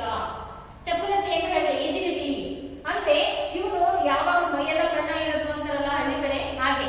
ಸೊ ಯಾವ ರೀತಿ ಯಾವ ಕಡೆ ಬಾಲ್ ಬರುತ್ತೆ ಅವನು ಬಹಳ ಏನಾಗಿರ್ಬೇಕು, ಕೇರ್ ಆಗಿರ್ಬೇಕು, ಕೇರ್ಫುಲ್ ಆಗಿ ಸೊ ಇವ್ ನೋಡ್ತಾ ಇರ್ಬೇಕು ಅವಾಗ ಅವಾಗ. ಸೊ ಅವನ ಸುಮ್ಮನೆ ನಿಂತ್ಕೊಳ್ಳೋದಲ್ಲ. ಸೊ ನಾನು ಎಲ್ಲಿ ಮೂವ್ ಆದ್ರೆ ನನಗೆ ಪಾಸ್ ಕೊಡ್ತಾರೆ, ಯಾಕೆ ಇಲ್ಲಿ ಬಾಲ್ ಸಿಕ್ಕಿದೆ, ಬಾಲ್ ನಮ್ ಕಡೆ ಕಸ್ಕೊಂಡಿದಾರ ಇಲ್ಲ ಅವರೇ ಡ್ರಿಬಲ್ ಮಾಡ್ತಾ ಅವ್ರ ಕಡೆನೇ ಇದೆಯಾ, ಸೊ ನಾವು ಅದನ್ನ ಹೇಗೆ ಕಸ್ಕೊಳ್ಳೋದು. ಸೊ ಈ ರೀತಿಯಾಗಿ ಅಂದ್ರೆ ಫಾಸ್ಟ್ ಆಗಿ ಡಿಸಿಷನ್ ತಗೊಳ್ಳುವಂತದ್ದು. ಈ ಚಪಲತೆಯ ಗುಣ ಯಾವ್ದ್ರಿಂದ ಬರುತ್ತೆ ಗೊತ್ತಾ? ಸೊ ಏನು ರಿಸನಿಂಗ್ ಆಕ್ಟಿವಿಟೀಸ್ ಗಳಲ್ಲಿ ಭಾಗವಹಿಸಿದಾಗ ಈ ಚಪಲತೆಯ ಗುಣಗಳು ಬರ್ತಾ ಹೋಗ್ತವೆ. ಸೊ ಇಂತಹ ಗುಣಗಳು ಹೆಚ್ಚಾಗಿ ಶಾಲಾವಧಿಯಲ್ಲಿ ಡಂಬೆಲ್ಸ್, ಲೇಸಿಂಗ್ಸ್, ಸೊ ಏರೋಬಿಕ್ಸ್ ಇಂತಹ ಎಕ್ಸರ್ಸೈಸ್ ಗಳನ್ನ ಮಾಡುವಾಗ ಈ ಚಪಲತೆಯ ಗುಣಗಳನ್ನು ನಾವು ಕಲ್ತ್ಕೊಳ್ತಾ ಹೋಗ್ತೀವಿ. ಸೊ ಇಂತಹ ಅಂದ್ರೆ ಫಾಸ್ಟ್ ಆಗಿ ಡಿಸಿಷನ್ ತಗೊಳ್ಳುವಂತದ್ದು, ಸೊ ಫಾಸ್ಟ್ ಆಗಿ ಅಲ್ಲಿ ಗಮನಿಸುವಂತದ್ದು, ಸೊ ತಕ್ಷಣ ಮೂವ್ ಆಗುವಂತದ್ದು, ಇಂತಹ ಗುಣಗಳು ಸಹ ಬಹಳ ಮುಖ್ಯವಾಗಿ ಬೇಕಾಗುತ್ತೆ. ಅದಕ್ಕೋಸ್ಕರ ಅವನಲ್ಲಿ ಚಪಲತೆಯ ಗುಣ ಇರಬೇಕು. ಮೊದಲನೇದಾಗಿ ಕಷ್ಟ ಸಹಿಷ್ಣುತೆ, ಎಂಡ್ಯೂರೆನ್ಸ್ ಅಂತ ಹೇಳ್ತೀವಿ ನಾವು. ಕಷ್ಟ ಸಹಿಷ್ಣುತೆಯ ಗುಣ ಆಯ್ತು. ಎರಡನೇದು ಬಂದು ಸೊ ಏನದು ಚಪಲತೆ. ಈ ಚಪಲತೆಯ ಗುಣವನ್ನ ಅವನು ಬೆಳೆಸ್ಕೊಳ್ಬೇಕು. ಸೊ ಏನವನು ಅಂಕಣದ ಎದುರಾಳಿಗಳ ಚಲನವಲನಗಳಿಗೆ ಅನುಗುಣವಾಗಿ ಚೆಂಡಿನ ಜೊತೆಗೆ ದಿಕ್ಕನ್ನ ಬದಲಾಯಿಸಬೇಕು ಅಂತ ಹೇಳ್ತಾರೆ. ಚೆಂಡು ಯಾವ ಕಡೆ ಹೋಗುತ್ತೆ ಆ ಕಡೆಗೆ ಅವನು ದಿಕ್ಕನ್ನು ಬದಲಾಯಿಸ್ಕೊತಾನೆ.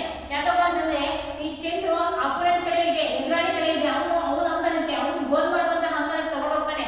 ಅದಕ್ಕೆ ಆ ಕಡೆ ಹೋಗ್ತಿರೋ ಹಾಗೆ ನಾವು ಗೋಲ್ ಪೋಸ್ಟ್ ಹತ್ರ ಗೋಲ್ ಮಾಡ್ಲಿಕ್ಕೆ ತಗೋಬರ್ಬೇಕು ಆ ಬಾಲ್ ಅಂತಂದಾಗ ಅವನು ಚಪಲತೆಯಿಂದ ತಕ್ಷಣಕ್ಕೆ ಡಿಸಿಷನ್ ತಗೊಂಡು ಆ ಕಡೆ ನೋಡ್ಬಿಟ್ಟು ಸೊ ನಾವು ಯಾರು ಪಾಸ್ ಕೊಟ್ಟರೆ ಇದು ಸಮರ್ಥವಾಗಿ ನಮ್ಮ ಕಡೆ ಕಳಿಸ್ತಾನೆ ಅನ್ನೋದನ್ನ ಯೋಚನೆ ಮಾಡಿ ತಕ್ಷಣಕ್ಕೆ ಅವನು ಏನ್ ಮಾಡಬೇಕು, ಕಾರ್ಯಪ್ರವೃತ್ತನ ಆಗಬೇಕಾಗುತ್ತೆ. ಯಾಕಪ್ಪ ಅಂದ್ರೆ ಎಲ್ಲರೂ ಕೂಡ ಒಂದೇ ಯೂನಿಫಾರ್ಮ್ ಅಲ್ಲಿ ಇರ್ತಾರೆ. ಸೊ ಈ ಕಡೆ 10 ಜನ ಒಳಗಡೆ ಇರ್ತಾರೆ, ಈ ಕಡೆ 10 ಜನ ಒಳಗೆ, ಗೋಲ್ ಕೀಪರ್ ಬಿಟ್ಟು, ಹೌದಲ್ಲ. ಸೊ 10 ಜನ ಇರೋದ್ರಿಂದ ಸೊ ಅವರಲ್ಲಿ ನಮ್ಮಲ್ಲಿ ಆ ಪ್ಲೇಯರ್ ಎಲ್ಲಿ ಇದ್ದಾರೆ ಅಂತ ನೋಡ್ಬೇಕಂದ್ರೆ ಕಷ್ಟ ಆಗಿರುತ್ತೆ. ಅಷ್ಟೊತ್ತಿಗೆ ಯಾರು ಕಸ್ಕೊಂಡ್ಬಿಟ್ಟಿರ್ತಾರೆ. ಸೊ ಹಾಗಾಗಿ ಇದು ಹೆಂಗಿರ್ಬೇಕಪ್ಪ ಅಂದ್ರೆ ಬಹಳ ಸೊ ಏನು ಕಾನ್ಫಿಡೆಂಟ್ ಆಗಿರ್ಬೇಕು. ಅವನು ಚಪಲತೆಯಿಂದ ಅಂದ್ರೆ ಆ ಕಡೆ ನೋಡುವಂತಹ ಒಂದು ಕೆಪಾಸಿಟಿಯನ್ನ ಇಟ್ಕೊಂಡಿರ್ಬೇಕು. ತಕ್ಷಣಕ್ಕೆ ಅವನು ಅಸ್ಯೂಮ್ ಮಾಡ್ಬೇಕು, ಅದನ್ನ ಅರ್ಥ ಮಾಡ್ಕೋಬೇಕು ಅಂತ ಅಂದ್ಬಿಟ್ಟು. ಮೂರನೇದು ಬಂದು ಚೆಂಡನ್ನ ನಿಯಂತ್ರಣದಲ್ಲಿ ಇಟ್ಟುಕೊಳ್ಳಲು ಹೆಚ್ಚಿನ ಸಾಮರ್ಥ್ಯದ ಕಣ್ಣು, ಕೈ ಹಾಗೂ ಕಾಲುಗಳ ಸಂಯೋಜನೆ ಅವಶ್ಯಕ ಅಂತ ಹೇಳ್ತಾರೆ. ಕೋಆರ್ಡಿನೇಷನ್ ಅಂದ್ರೆ ಸೊ ನರಸ್ನಾಯು ಸಂಯೋಜನೆ ಅಂತ ಹೇಳ್ತೀವಲ್ಲ ನಾವು.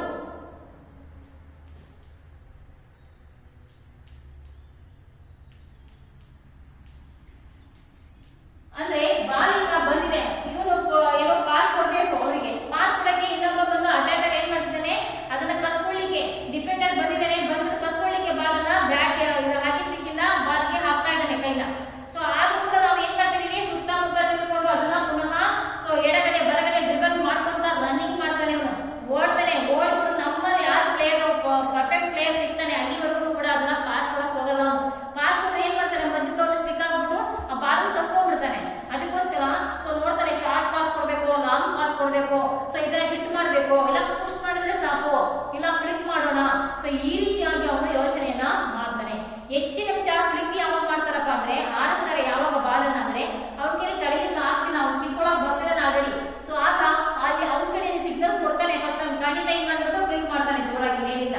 ಅವನೇನ್ ಮಾಡ್ತಾನೆ, ಏರಿಯರ್ ಸ್ಟಾಪ್ ಅನ್ನ ಮಾಡ್ಕೊತಾನೆ. ಏರಿಯರ್ ಸ್ಟಾಪ್ ಮೀನ್ಸ್ ಆ ಬ್ಯಾಟ್ ಇಂದ ಬಾಲನ್ನ ಮೇಲೆ ತಡ್ಕೊಡೋದು. ಸೊ ನಿಮಗೆ ತಿಳಿದಿರಲಿ ಮಾತ್ರ ಹಾಕಿ ಸ್ಟಿಕ್ ಇಂದ ಫ್ಲಿಪ್ ಮಾಡಬಹುದು, ಪುಷಿಂಗ್ ಮಾಡಬಹುದು, ಅಥವಾ ಡ್ರಿಬಲ್ ಮಾಡಬಹುದು, ಏನೇ ಮಾಡಿದ್ರು ಕೂಡ ಪಾಸ್ ಮಾಡಬಹುದು, ಸೊ ಪುಷ್ ಮಾಡಬಹುದು. ಈ ಎಲ್ಲಾ ತಂತ್ರಗಳು ಕೂಡ ಶೋಲ್ಡರ್ ಇಂದ ಕೆಳಗಡೆ ಇರಬೇಕು. ಬಾಲ್ ಹಾಕಿ ಸ್ಟಿಕ್ ಏನಾದ್ರು ಶೋಲ್ಡರ್ ಮೇಲ್ಗಡೆ ಹೋಯ್ತು ಅಂತಂದ್ರೆ ಅದನ್ನ ಸೊ ಏನು ಅಂಪೈರ್ ಗುರುತಿಸ್ಬಿಟ್ಟು ಏನ್ ಮಾಡ್ತಾರೆ, ಅವರಿಗೆ ಸೊ ಪನಿಷ್ಮೆಂಟ್ ಅನ್ನ ಕೊಡ್ತಾರೆ. ಅಥವಾ ಅದು ಇಂಜುರಿ ಆಗ್ಲಿ ಬಿಡ್ಲಿ, ಅದು ಪೆನಾಲ್ಟಿ ಕಾರಣ ಈ ತರ ಒಂದು ಪನಿಷ್ಮೆಂಟ್ ಅನ್ನ ಎದುರಾಳಿಗಳಿಗೆ ಸೊ ಅನುಕೂಲ ಆಗೋ ಹಾಗೆ ಇದು ಪನಿಷ್ಮೆಂಟ್ ಅಂತಾನೆ ಅದು ಕೊಡ್ತಾರೆ. ಜೊತೆಗೆ ಕಾರ್ಡ್ ಅನ್ನು ಕೂಡ ತೋರಿಸ್ತಾರೆ. ಅದರ ತೀವ್ರತೆಯ ಆಧಾರದ ಮೇಲೆ ಅವನೇನಾದ್ರು ಹಾಕಿ ಸ್ಟಿಕ್ ಇಂದ ಈಗ ಶೋಲ್ಡರ್ ಮೇಲೆ ತಗೊಂಡೋಗಿ ಇನ್ನೊಬ್ಬರಿಗೆ ಇಂಜುರಿ ಆಯ್ತು, ಸೊ ಆಗ ಅವನಿಗೆ ಮುಖಕ್ಕೆ ಮತ್ತೆ ಹೊಡೆತ ಬಿತ್ತು ಅಂತಂದ್ರೆ ಆಗ ಏನ್ ಮಾಡ್ತಾನೆ, ಇಮಿಡಿಯೇಟ್ ರೆಡ್ ಕಾರ್ಡ್ ಅಥವಾ ಯೆಲ್ಲೋ ಕಾರ್ಡ್ ಈ ತರ. ಅಂದ್ರೆ ಆ ಒಂದು ಸಂದರ್ಭ ಹೇಗಿರುತ್ತೆ, ಅವನ ಇಂಜುರಿ ಮೇಲೆ ಅವನಿಗೆ ಪನಿಷ್ಮೆಂಟ್ ಅನ್ನ ಕೊಡ್ತಾ ಹೋಗ್ತಾರೆ. ಸೊ ಏನು ಯಾರು ಇರಲಿಲ್ಲ, ಬಟ್ ಇವನು ಫ್ಲಿಪ್ ಮಾಡ್ಲಿಕ್ಕೆ ಶೋಲ್ಡರ್ ಮೇಲೆ ಹಾಕಿ ಸ್ಟಿಕ್ ಅನ್ನ ಎತ್ತಿದ ಅಂತಂದ್ರೆ ಸೊ ಆ ಸಂದರ್ಭದಲ್ಲಿ ಪೆನಾಲ್ಟಿ ಕಾರ್ಡ್ ಅಥವಾ ಪೆನಾಲ್ಟಿ ಸ್ಪಾಟ್ ಕೊಡೋದಿಲ್ಲ, ಪೆನಾಲ್ಟಿ ಕಾರ್ಡ್. ಈ ವೇರಿಯಲ್ಲಿ ಏನಾದ್ರು ಆ ತರ ತೊಂದರೆ ಮಾಡ್ಕೊಂಡ್ರೆ ಪೆನಾಲ್ಟಿ ಕಾರ್ಡ್ ಅನ್ನ ಕೊಡ್ತಾರೆ. ಈ ವೇರಿಯಲ್ಲಿ ಆ ತರ ತೊಂದರೆ ಮಾಡ್ಕೊಂಡ್ರೆ ಪೆನಾಲ್ಟಿ ಸ್ಟ್ರೋಕ್ ಅನ್ನ ಕೊಡ್ತಾರೆ. ಸೊ ಈ ರೀತಿಯಾಗಿ ಕೊಡ್ಕೊಂಡು ಕರ್ಕೊಂಡು ಹೋಗ್ತಾರೆ, ಇಲ್ಲಾಂದ್ರೆ ಫ್ರೀ ಹಿಟ್ ಅನ್ನ ಕೊಡ್ತಾರೆ, ಇಲ್ಲಾಂದ್ರೆ ವಾರ್ನ್ ಮಾಡ್ತಾರೆ, 5 ನಿಮಿಷ ಹೊರಗೆ ಆಡ್ತಿಂದ ಸಸ್ಪೆನ್ಷನ್ ಮಾಡೋದು, ಅಥವಾ ತುಂಬಾ ಇಂಜುರಿ ಜಾಸ್ತಿ ಆದಾಗ ರೆಡ್ ಕಾರ್ಡ್ ಅನ್ನ ತೋರಿಸಿ ಆಡ್ತಿಂದಲೇ ಸಸ್ಪೆನ್ಷನ್ ಮಾಡೋದು. ಸೊ ನಂತರ ನಾವು ನೀವು ಗ್ರೀನ್ ಕಾರ್ಡ್ ಕೊಟ್ಟು ಏನೋ ವಾರ್ನಿಂಗ್ ಕೊಡ್ಬೋದು, ನೋಡಪ್ಪ ಇನ್ನೊಂದ್ಸರಿ ಶೋಲ್ಡರ್ ಮೇಲೆ ನಿಮಗೆ ಬ್ಯಾಗ್ ಇರ್ತದೆ, ನೀನು ಸೊ ಇನ್ನ ಆಟದಿಂದ ಹೊರ ಹಾಕ್ತೀನಿ, ವಾರ್ನಿಂಗ್ ಜಸ್ಟ್. ಸೊ ಎಲ್ಲೋ ಏನು ಗ್ರೀನ್ ಕಾರ್ಡ್ ಅನ್ನ ತೋರಿಸಬಹುದು. ಈ ರೀತಿಯಾಗಿ ಆಟದಲ್ಲಿ ಏನೋ ಪ್ರಾಬ್ಲಮ್ಸ್ ಆಗುತ್ತೆ. ಸೊ ಹೀಗೆ ಅವರಿಗೆ ಆ ಒಂದು ನರಸ್ನಾಯು ಸಂಯೋಜನೆ ಇರಬೇಕು ಆಟಗಾರರಿಗೆ. ಅಂದ್ರೆ ಅವರ ಕಣ್ಣು ತೀಕ್ಷ್ಣವಾಗಿರ್ಬೇಕು, ಅವನು ಸೊ ಯಾವ ಕಡೆ ಬಾಲ್ ಇದೆ ಅದನ್ನ ಅವನು ಗಮನಿಸುವಂತಿರ್ಬೇಕು, ಎಡಗಡೆ ಬಲಗಡೆ ಎಲ್ಲಾ ಕಡೆ ಅವನು ನೋಡ್ತಿರ್ಬೇಕು. ಕಾಲುಗಳ ಸಂಯೋಜನೆ ಸರಿ ಇರಬೇಕು. ಕಾಲುಗಳು ಅಂದ್ರೆ ಅವನಿಗೆ ಓಡ್ಲಿಕ್ಕೆ ಫಾಸ್ಟ್ ಆಗಿ ಹೋಗಿ ಆ ಬಾಲನ್ನ ಕಸ್ಕೊಳ್ಳಿಕ್ಕೆ ಸೊ ಇದು ಬೇಕೇ ಬೇಕು ನಮ್ಗೆ. ಸೊ ಅದಕ್ಕೋಸ್ಕರ ಅವನಿಗೆ ಕಾಲು, ಕಣ್ಣು, ಕಿವಿ, ಕೈ ಎಲ್ಲವೂ ಕೂಡ ಸಂಯೋಜನೆಯಾಗಿರ್ಬೇಕು. ಅಂದ್ರೆ ಒಂದಕ್ಕೊಂದು ಕೋಆರ್ಡಿನೇಷನ್, ಅಂದ್ರೆ ಸೊ ಅವೆರಡು ಕೂಡ ಏನು ಹೊಂದಾಣಿಕೆ ಆಗಿರ್ಬೇಕು ಅಂತ. ಆಟ ಆಡಲಿಕ್ಕೆ ಅವರು ಬಹಳ ಉತ್ತಮವಾದಂತಹ ಒಂದು ಸಾಧನಗಳು ಅಂತಾನೆ ಹೇಳ್ಬೋದು ನಾವು. ಯಾಕಪ್ಪ ಅಂತಂದ್ರೆ ಎಲ್ಲೋ ನಡೆದಿರ್ತೀವಿ, ಏನಾದ್ರು ಯೋಚನೆ ಮಾಡ್ಕೊಂಡು ನಿಂತ್ಕೊಂಡ್ರೆ ಆಟ ಆಡಕ್ಕಾಗಲ್ಲ. ನಾನು ಅವಾಗಲೇ ಹೇಳ್ತಿದ್ದೆ, ಹಾಕಿ ಆಟದಲ್ಲಿ ಪ್ರತಿಯೊಬ್ಬ ಆಟಗಾರನ ಪಾತ್ರವೂ ಕೂಡ ಬಹಳ ಮುಖ್ಯವಾಗಿರುತ್ತೆ ಅಂತ. ಸೊ ಎಲ್ಲರೂ ಕೂಡ ಕ್ರಿಯಾಶೀಲರಾಗಿರ್ತಾರೆ ಈ ಆಟದಲ್ಲಿ ಅಂತ. ಇನ್ನು ಒಂದು ಈ ಆಟವನ್ನ ಸ್ಟ್ರೈಟ್ ಆಗಿ ಓಡಲ್ಲ ಯಾರ ಮಕ್ಕಳ, ಬಗ್ಗಿ ಆಡ್ತಾರೆ ಈ ಆಟವನ್ನ. ಸೊ ಡ್ರಿಬಲ್ ಮಾಡಬೇಕಾದ್ರೆ ನೆಟ್ಟಿಂದ ಡ್ರಿಬಲ್ ಮಾಡಕ್ ಆಗಲ್ಲ. ಸೊ ಬಗ್ಗಿ ಆಡೋದ್ರಿಂದ ಬಹಳ ಬೇಗ ಸೊ ಈ ಬ್ಯಾಕ್ ಪೇನ್ ಅನ್ನೋದು ಜಾಸ್ತಿ ಆಗುತ್ತೆ, ಹೆಚ್ಚು ಹೊತ್ತು ಆಟ ಆಡ್ಲಿಕ್ಕೆ ಆಗಲ್ಲ, ಕಷ್ಟ ಆಗುತ್ತೆ. ಇವನು ಬಾಲ್ ಕಸ್ಕೊಳ್ಳಿಕ್ಕೆ ಅಲ್ಲಿ ಹೋಗೋದ ರನ್ನಿಂಗ್ ಮಾಡ್ತಾನೆ, ಫಾಸ್ಟ್ ಆಗಿ ಓಡ್ತಾನೆ. ಆದ್ರೆ ಆಟ ಆಡ್ಬೇಕಾದ್ರೆ ಡ್ರಿಬಲ್ ಇರ್ಬೋದು, ಪಾಸ್ ಇರ್ಬೋದು, ಪುಷ್ ಇರ್ಬೋದು, ಹಿಟ್ ಇರ್ಬೋದು, ಫ್ಲಿಕ್ ಇರ್ಬೋದು, ಪ್ರತಿಯೊಂದನ್ನು ಬಗ್ಗಿ ಮಾಡ್ತಾನೆ. ಸೊ ಹಾಗಾಗಿ ಸೊ ಏನೋ ಗೋಲ್ ಹಾಕೋದಿರ್ಬೋದು, ಪ್ರತಿಯೊಂದು ಬಗ್ಗಿನೇ ಅವನು ಡ್ರಿಬಲ್ ಮಾಡ್ಕೊಂಡೇ ಓಡ್ತಾನೆ. ಹೆಚ್ಚಿನ ನಿಮಿಷ ಬಾಲ್ ನ ಬಿಟ್ಟು ಓಡಲ್ಲ ಯಾರು, ಡ್ರಿಬಲ್ ಮಾಡ್ಕೊಂತ ಓಡ್ತಾರೆ. ನಿಮಗೆ ಮತ್ತೊಂದು ವಿಷಯ ತಿಳಿದಿರಲಿ, ಹಾಕಿ ಸ್ಟಿಕ್ ಅಲ್ಲಿ ಹಾಕಿ ಸರ್ಫೇಸ್, ಬ್ಯಾಟ್ ನ ಸರ್ಫೇಸ್ ಯಾವ್ದು ಮೇಲ್ಭಾಗ ಇರುತ್ತಲ್ಲ, ಆ ಫ್ಲಾಟ್ ಸರ್ಫೇಸ್ ಅಲ್ಲೇ ಹಾಕಿ ಸ್ಟಿಕ್ ಬಾಲ್ ಅನ್ನ ಸೊ ಏನೋ ಡ್ರಿಬಲ್ ಮಾಡ್ಕೋಬೇಕು. ಅವ್ನು ಏನ್ ಮಾಡ್ಬೇಕು, ಪ್ರತಿ ಸಲ ಡ್ರಿಬಲ್ಗೆ ಹೀಗೆ ಬದಲಾಯಿಸ್ಕೋಬೇಕು. ಹೀಗೆ ಅಂದ್ರೆ ಈ ಕಡೆಯಿಂದ ಮಾಡಿ ಮತ್ತೆ ಈ ಕಡೆಯಿಂದ ಮಾಡಂಗಿಲ್ಲ, ಹಿಂಭಾಗದಿಂದ ಯಾವುದೇ ಕಾರಣಕ್ಕೂ ಸೊ ಬಾಲ್ ಟಚ್ ಆಗೋ ಹಾಗಿರಲ್ಲ. ಅದಕ್ಕೋಸ್ಕರ ಅವ್ನು ಏನ್ ಮಾಡ್ತಾನೆ, ಹೀಗೆ ಹೀಗೆ ಹೀಗೆ ಹೀಗೆ ಡ್ರಿಬಲ್ ಮಾಡ್ಕೊಂತಾನೆ ಓಡ್ತಾನೆ. ಅರ್ಥ ಆಗಲ್ಲ, ಅವನು ಸಿಗ್ತಿರೋ ಹಾಗೆ. ಸೊ ಹಾಗಾಗಿ ಈ ಬಗ್ಗಿ ಆಟವನ್ನು ಆಡೋದ್ರಿಂದ ಸೊ ಜೊತೆಗೆ ಅವನಿಗೆ ನರಸ್ನಾಯು ಸಂಯೋಜನೆ ಬೇಕಾಗುತ್ತೆ. ಸೊ ಕೋಆರ್ಡಿನೇಷನ್ ಬಹಳ ಮುಖ್ಯ ಆಗುತ್ತೆ. ಇನ್ನ 4ನೇ ಪಾಯಿಂಟ್ ನೋಡೋಣ, ಚೆಂಡನ್ನ ಸಮರ್ಪಕವಾಗಿ ಪಾಸ್ ನೀಡಲು ಹಾಗೂ ಗೋಲನ್ನು ಗಳಿಸಲು ನಿಖರತೆ ಅವಶ್ಯಕ. ಚೆಂಡನ್ನ ಸಮರ್ಪಕವಾಗಿ ಪಾಸ್ ಮಾಡೋದು.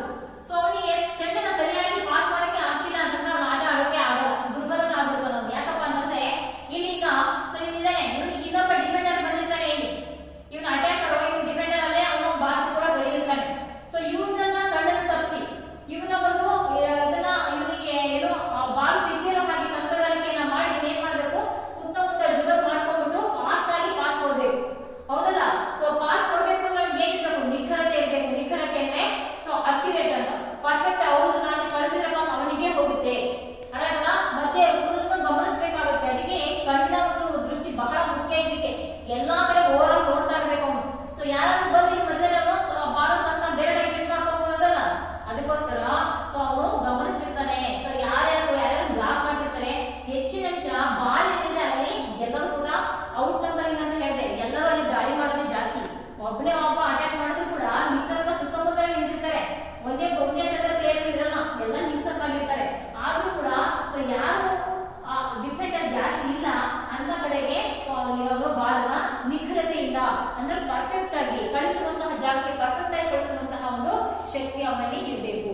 ನಿಖರತೆಯಿಂದ ಅಕ್ಯುರೇಟ್ ಅಂತ ಅಂದ್ರೆ ಪರ್ಫೆಕ್ಟ್ ಆಗಿ ನಾನು ಯಾರಿಗೆ ಕಳಿಸ್ಬೇಕು ಅಂತ ನಾವು ಯೋಚಿಸಿ ಫಸ್ಟೇನೆ ಸೊ ಆ ಬಾಲನ್ನ ಕಳಿಸ್ತಾನೆ. ಈ ಒಂದು ಗುಣ ಬಹಳ ಮುಖ್ಯವಾಗಿ ಬೇಕಾಗಿರುತ್ತೆ. ಅಂದ್ರೆ ಆಪೋನೆಂಟ್ ಅನ್ನ ವಂಚಿಸಿ ಅವನ ಒಂದು ಕಣ್ಣನ್ನು ತಪ್ಪಿಸಿ ಅಂದ್ರೆ ಅವನಿಗೆ ಸೊ ಏನ್ ಮಾಡ್ತಾನೆ, ಅವನು ಇವನಿಗೆ ಕಳಿಸಲಿಲ್ಲ, ಅವನಿಗೆ ಗೊತ್ತಾಗ ಫಸ್ಟ್ ಹೋಗ್ತಿರ್ತಾನೆ ಮಧ್ಯದಲ್ಲಿ ನಿಮಗೆ ಪಾಸ್ ಕೊಡ್ತಾನೆ ಅಂತ. ಅವನ್ ಏನ್ ಮಾಡ್ತಾನೆ, ಮನಸ್ಸಿಗೆ ಈ ಕಡೆ ಮಾಡ್ತಾನೆ, ಅವನ ಬೇರೆ ಕಡೆ ಅವನಿಗೆ ಪಾಸ್ ಕೊಡ್ತಾನೆ. ಈ ರೀತಿಯಾಗಿ ನಿಖರತೆಯಿಂದ ಪಾಸ್ ಕೊಡುವಂತಹ ಒಂದು ಗುಣ ಅವನಲ್ಲಿ ಇರಬೇಕು. ಅದಕ್ಕೋಸ್ಕರ ನಿಖರತೆ ಗುಣ ಬೇಕು ಅಂತ. ನೆಕ್ಸ್ಟ್ 5 ಇರ್ಬೋದು, ಆಟಗಾರರು ಸಹ ಆಟಗಾರರಿಂದ ಚೆಂಡನ್ನು ಪಡೆಯಲು ಮತ್ತು ಎದುರಾಳಿಗಳಿಂದ ವಂಚಿಸಿ ಕ್ಷಣಾರ್ಧದಲ್ಲಿ ಚೆಂಡನ್ನ ಪಾಸ್ ನೀಡಲು ಅಥವಾ ಎದುರಾಳಿಗಳಿಂದ ಚೆಂಡನ್ನ ಕಸಿಯಲು ವೇಗದ ಅವಶ್ಯಕತೆ ಬಹಳ ಮುಖ್ಯ, ಹೌದಲ್ಲ.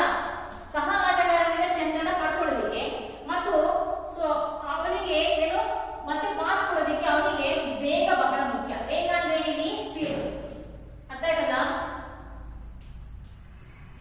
So next speed.